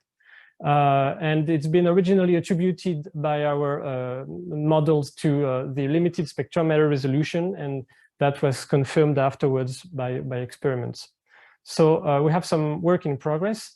The roadmap for us is to keep minimizing this technical decoherence in order to then target situation where we have some quantum, we expect some quantum decoherence.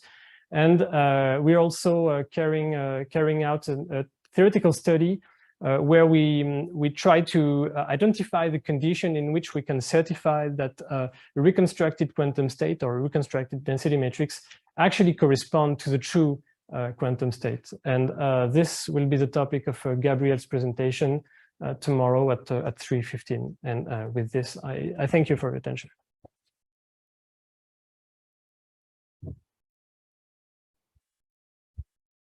One question. Thanks. Last year at the Wolf ceremony symposium, Anne-Loulier was talking about her experiments. Is this the same, or which experiment? Which were somehow analogous. They were also looking on some reduced density matrix. Can you comment on that? Well, I guess I don't remember it. That will be the topic of the next speaker's presentation, if I'm right. So I guess you'll get details very soon. So the question was worth on time. Yes. We planned that. Okay, so next speaker will be, let's see, where are we in the list? Hugo. Right, yes. So, please.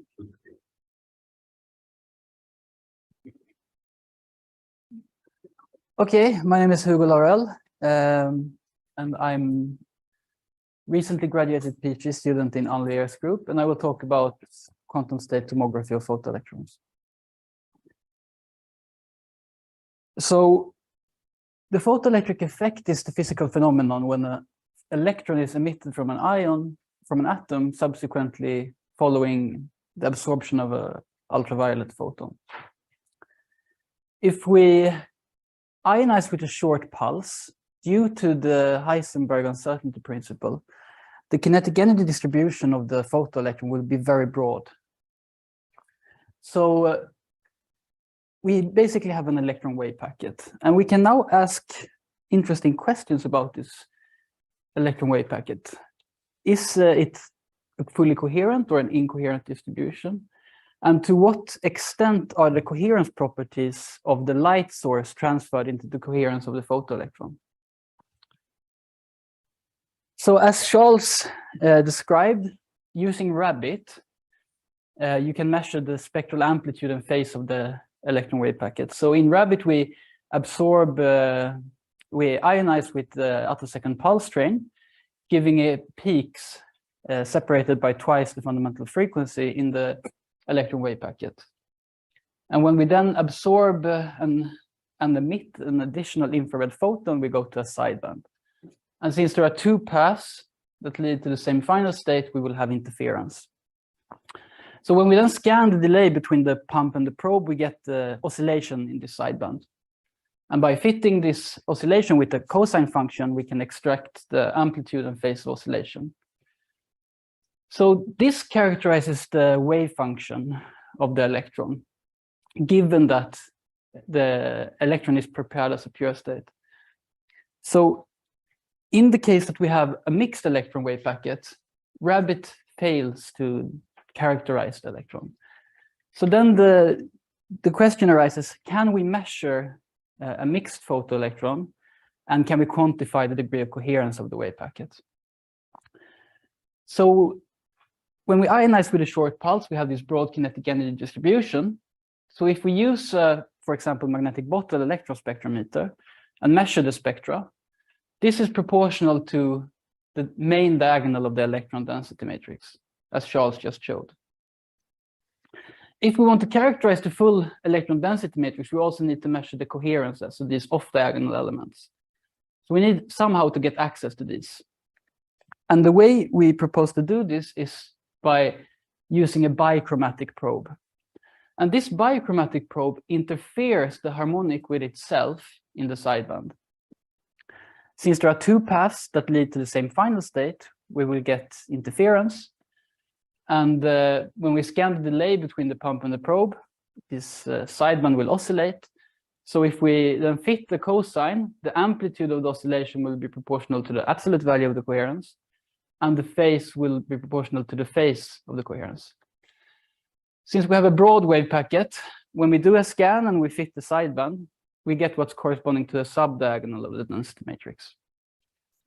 We can then change one of the frequencies and do a new delay scan and repeat the procedure and map out a full photoelectron density matrix. So this protocol we call Kraken, which is an abbreviation for kvantdistans tomography of Attosecond elektronvågpaket. Now we have presented Kraken and numerically verified it in the previous paper. So now we wanted to experimentally demonstrate it. So to do this, it's very similar configuration as in Rabbit, with the difference that in the probe we have a pulse shaper. So in this pulse shaper, we go to the Fourier plane where we place two slits. And by moving the slits, we can shape a bichromatic spectra and we can select different frequencies. We then overlap in the interaction region of a magnetic bottle, this bichromatic probe with our Attosecond pulse train, and we can scan delay and build up a Kraken scan. So I will now present experimental results for Kraken measurements in helium and argon. So in these panels, you see the amplitude of oscillation of the sideband for increasing frequency separations of the probe. This panel shows the phase. So when we have a monochromatic, we have a zero phase by definition. And then when we increase the frequency separation, this amplitude of oscillation decreases, while the linear phase, the slope of the linear phase increases. We then take these subdiagonals and place them in a sparse density matrix like this. As you can see, there are many holes in our density matrix because the Hilbert space of the photoelectron is continuous. So in principle, you need to perform infinite amount of measurements to fully characterize this continuous variable Hilbert space, which we can't do. So we need to fill out the missing values. So in collaboration with the group in Chalmers, who's experts in machine learning methods, we perform a Bayesian estimation technique to reconstruct a continuous variable density matrix from this sparse matrix. And now, as you can see, that this matrix is slightly elliptical, exactly due to what Charles just talked about, the response function of the magnetic bottle.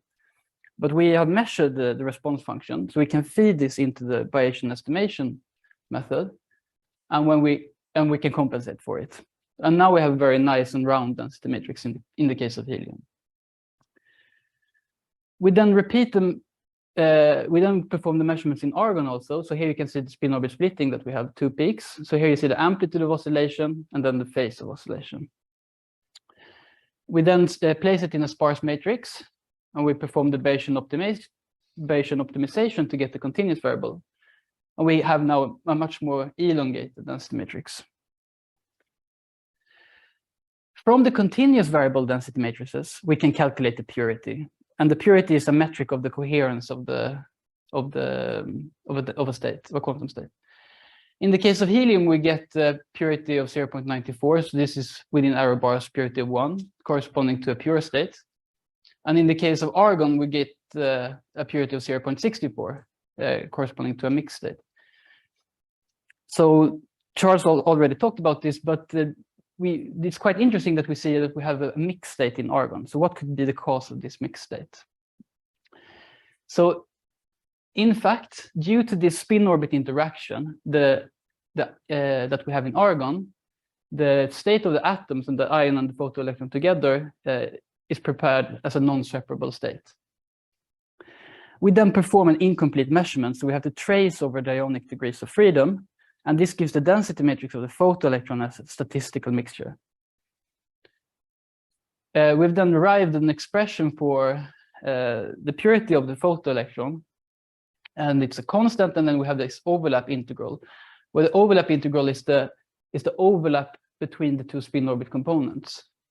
So when we have no overlap, we have the maximally mixed state, and if we increase the bandwidth of the light, we can increase this overlap. So we can control the purity of the photoelectron in this system.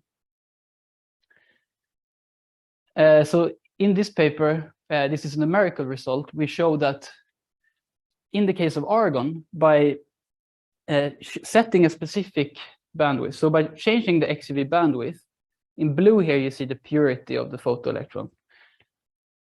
We can then subsequently use Kraken to measure the purity. So we can prepare a specific purity of the photoelectron and then probe it.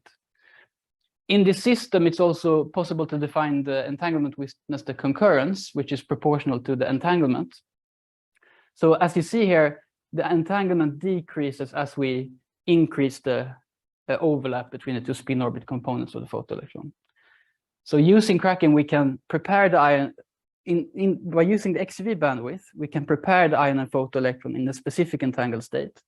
And then subsequently using Kraken, we can probe the entanglement. So to summarize, using Kraken, we can measure the degree of coherence of a photoelectron. We measure very close to a pure state photoelectron in the case of helium, really showing that we've been able to reduce experimental decoherence. In the case of argon, we measure a mixed state due to this non-separable state of the ion and photoelectron due to the spin orbit interaction. I see I have a bit of time left, so I can jump to the outlook. So right now, a Kraken scan takes 8 hours, so it's very experimentally challenging. So we're working towards parallelizing the protocol by using a multi-frequency probe in a clever way. It would be very interesting to study the coherence of the high-order harmonic generation process by measuring the density matrix for different phase matching conditions. I think this could be a very interesting approach. And Kraken can be applied in principle to molecular and solid state spectroscopy, for example, looking at entanglement between vibrational and electronic degrees of freedom. But ultimately, we're working with ultrafast physics, so it would be great if we can measure the density matrix as function of femtoseconds to really get entanglement dynamics on these short timescales.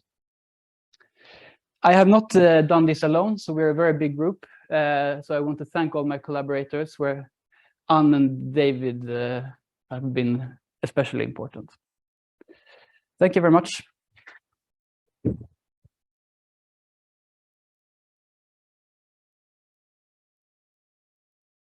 Questions? In slide 7, this is really great, 2 talks. Slide 7, yes. Did you explore the transition between the ambiguous region and the region that you can really get extrapolation? Yes, so we use, I'm not expert at this, but what we use is a Bayesian estimation.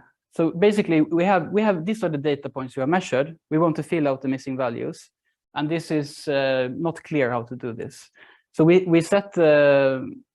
use a Bayesian estimation technique. But I assume that you also explore not just the experimental data, but numerical data right? And just cutting more and more measurements. Yeah, okay.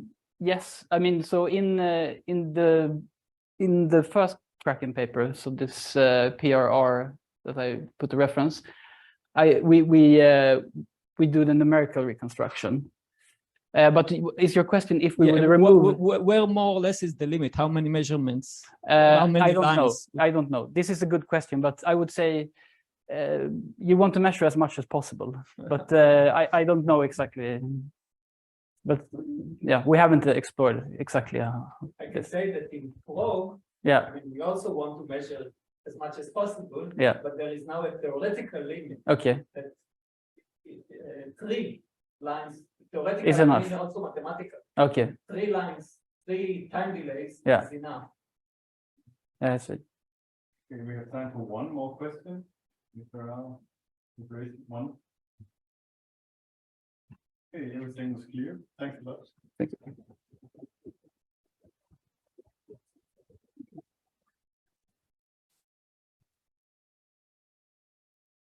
And, Rafael will give us the last talk before the lunch break.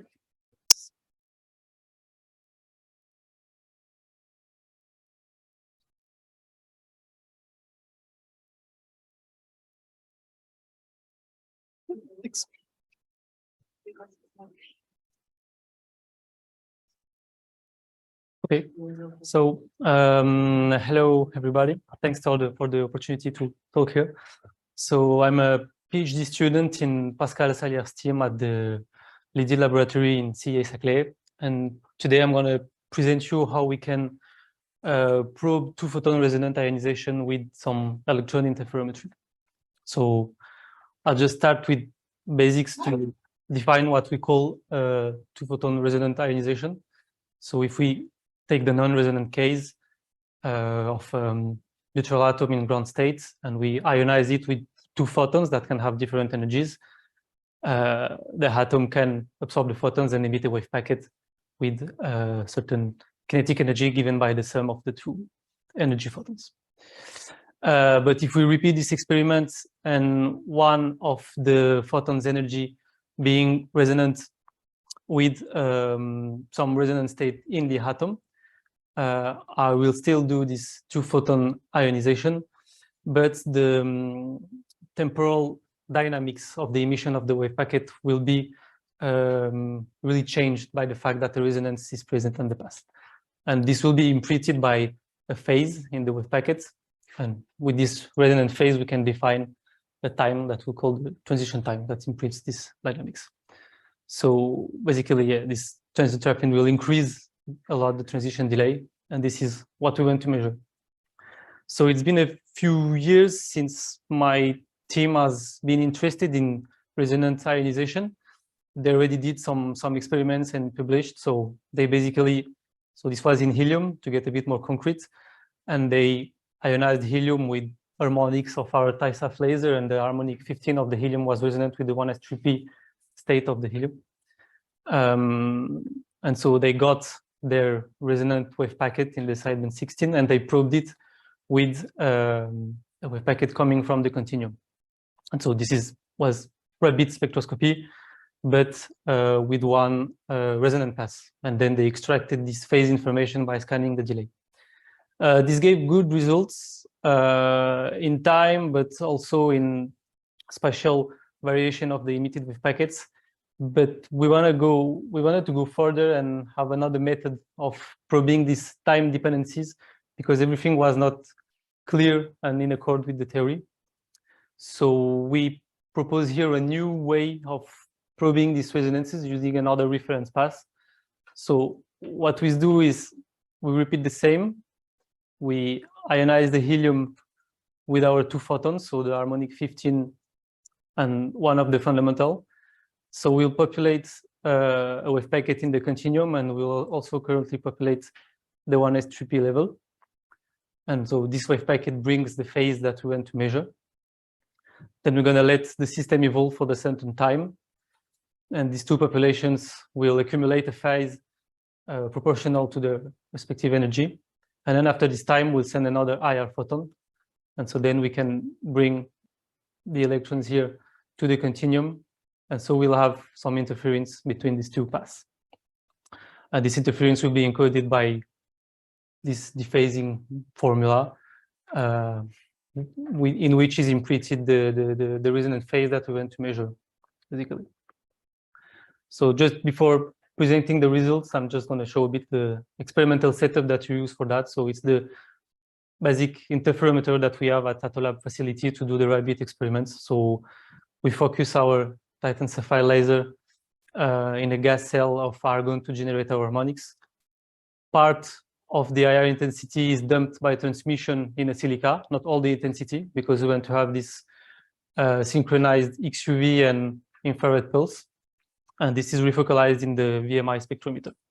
So if we do that, we got this type of image of moment distribution photoelectrons given by the wave packet spatial distribution. And then if we had the second higher pulse, okay, we'll see the spectral interferences that will encode the phase that we want to measure. So then we're able to have our two delayed pulses. So this is same experimental setup than for rabbit experiment, just that the optical delay is way bigger. We're going to scan like hundreds of femtoseconds instead of just the 25 femtoseconds of the temporal overlap between the two pulses. And one also good experimental aspect of this is that we can easily tune the intensity of the second harm to have similar intensity between the two higher pulses. This is not as easy when you do rabbit experiments, because if you touch to the higher intensity of the dressing, you can do multi-photon, or if you touch the generation infrared, you can change your XUV spectrum. And so we did our scan on some hundreds of femtoseconds, I think. Yeah. And we got our spectral fringes appearing. So one first comment on this is that even if we have some spatial distribution of the continuous wave packet, the continuum wave packet, we have no spatial variation of the way the fringes are moving on the phase of the fringes. So this allows us to do some angle integrated measurements, and we get this typical shape of spectrogram, which is some fringes that are getting more and more bended with the delay here. And we can just, everything is imprinted in the interference formula. So just as this beating frequency is increasing with the final energy. So this is the final energy of the photoelectron. And what we see is the 1s3p resonance in the continuum. We see that for high energies, we'll have faster beating than for low energy. So the fringes get bended. And as I am increasing the delay, I will see more fringes for one delay. So this is the type of pattern we have there. And so now we have our fringes given, we hope, by this formula. So we just need to do a bit of math to extract the resonant phase that is interesting us. So we'll just perform some Fourier transforms on our spectrogram.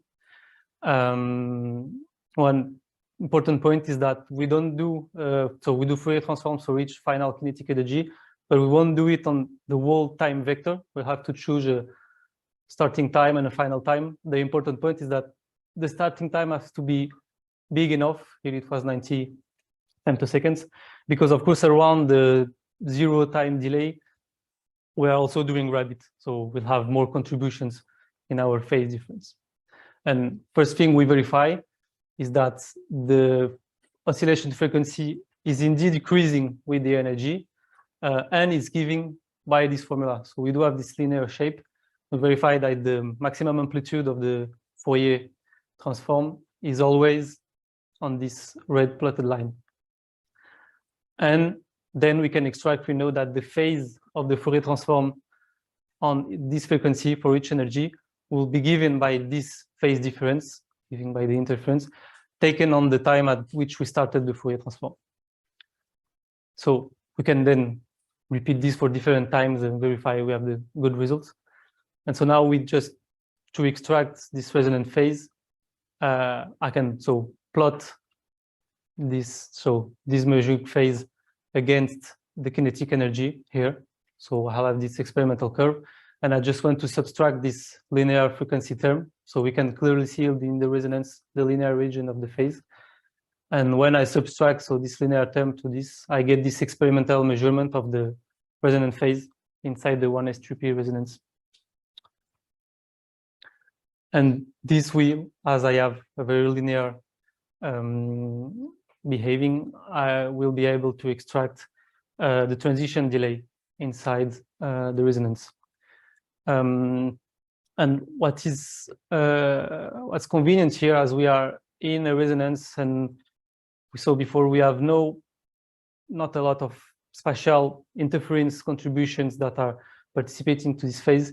It's quite easy to give a physical meaning of this trapping delay. So just we illuminated our helium atoms with 2 pulses delayed by an optical delay, and these pulses and these atoms absorb and generate 2 wave packets that were delayed by this delay minus this transition delay. So this can be called transition or trapping delay inside the resonance. And so we got here 25 femtosecond, around 20 femtosecond transition delay in the 1s2p resonance, which was in accord with what we got from the precedent rabbit experiments. And then, just to push a bit further, we wanted to look at other resonances, so we just blue shifted our harmonic. So we increased the infrared generation intensity to push a bit the energy of the harmonic 15 that was resonant with 1s2p, and we performed the same kind of measurements in other resonances of helium, and we get around similar transition delays for other bound states of helium, which was quite good. So just to conclude, and here we have the precedent spectrogram that we had, but with different resonance at the same time inside the blue shifting conditions. So we developed here a new interferometric scheme to measure this 2-photon resonant ionization. We got here similar transition delays, which was not the case during the rabbit experiment. For the rabbit experiment, we had 20 femto for the 1s2p, but for the others, it was shorter delays. And we hope that this should be more accurate because, as I say, we don't have these spatial dependencies here. This interferometric scheme, as I said, we are scanning hundreds of femtoseconds, allows us to perform Fourier transform on a huge number of oscillations. So to have very accurate and good resolutions on a Fourier transform, as opposite also to rabbit, where you only scan a few oscillations on the temporal overlap. As I said before, we can reach highly contrasted fringe pattern. And already commented that, but we may also think that the fact that we have very good contrasts and no angular dependency on the signal may allow us to say that we can experimentally confirm that Fano's propensity rules are similar for these 2 transitions. So from here, I can populate from this 1-photon S and a D state. And here, this is the 2-photon. And as I have very good contrast and no angular dependency, meaning the wave packets that are interfering have the same spatial distribution, so the same propensity rules between these wave packets. And I'll just thank you for your attention.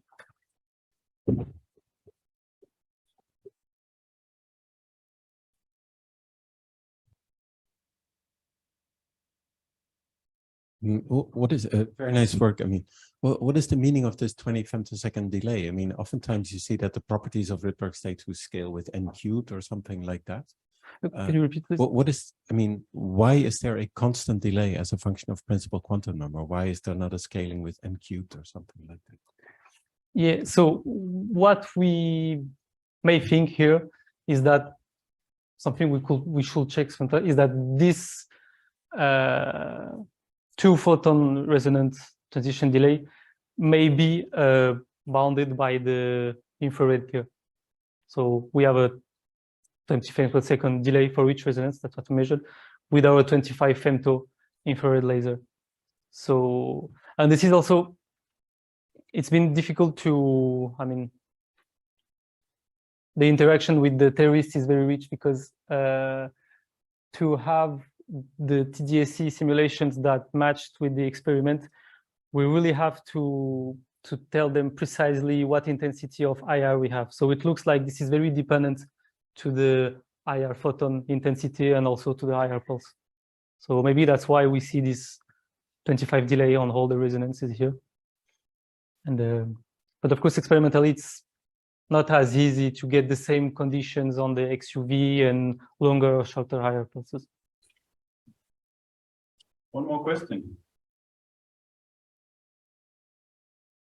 No? Okay, let's thank Rafael again.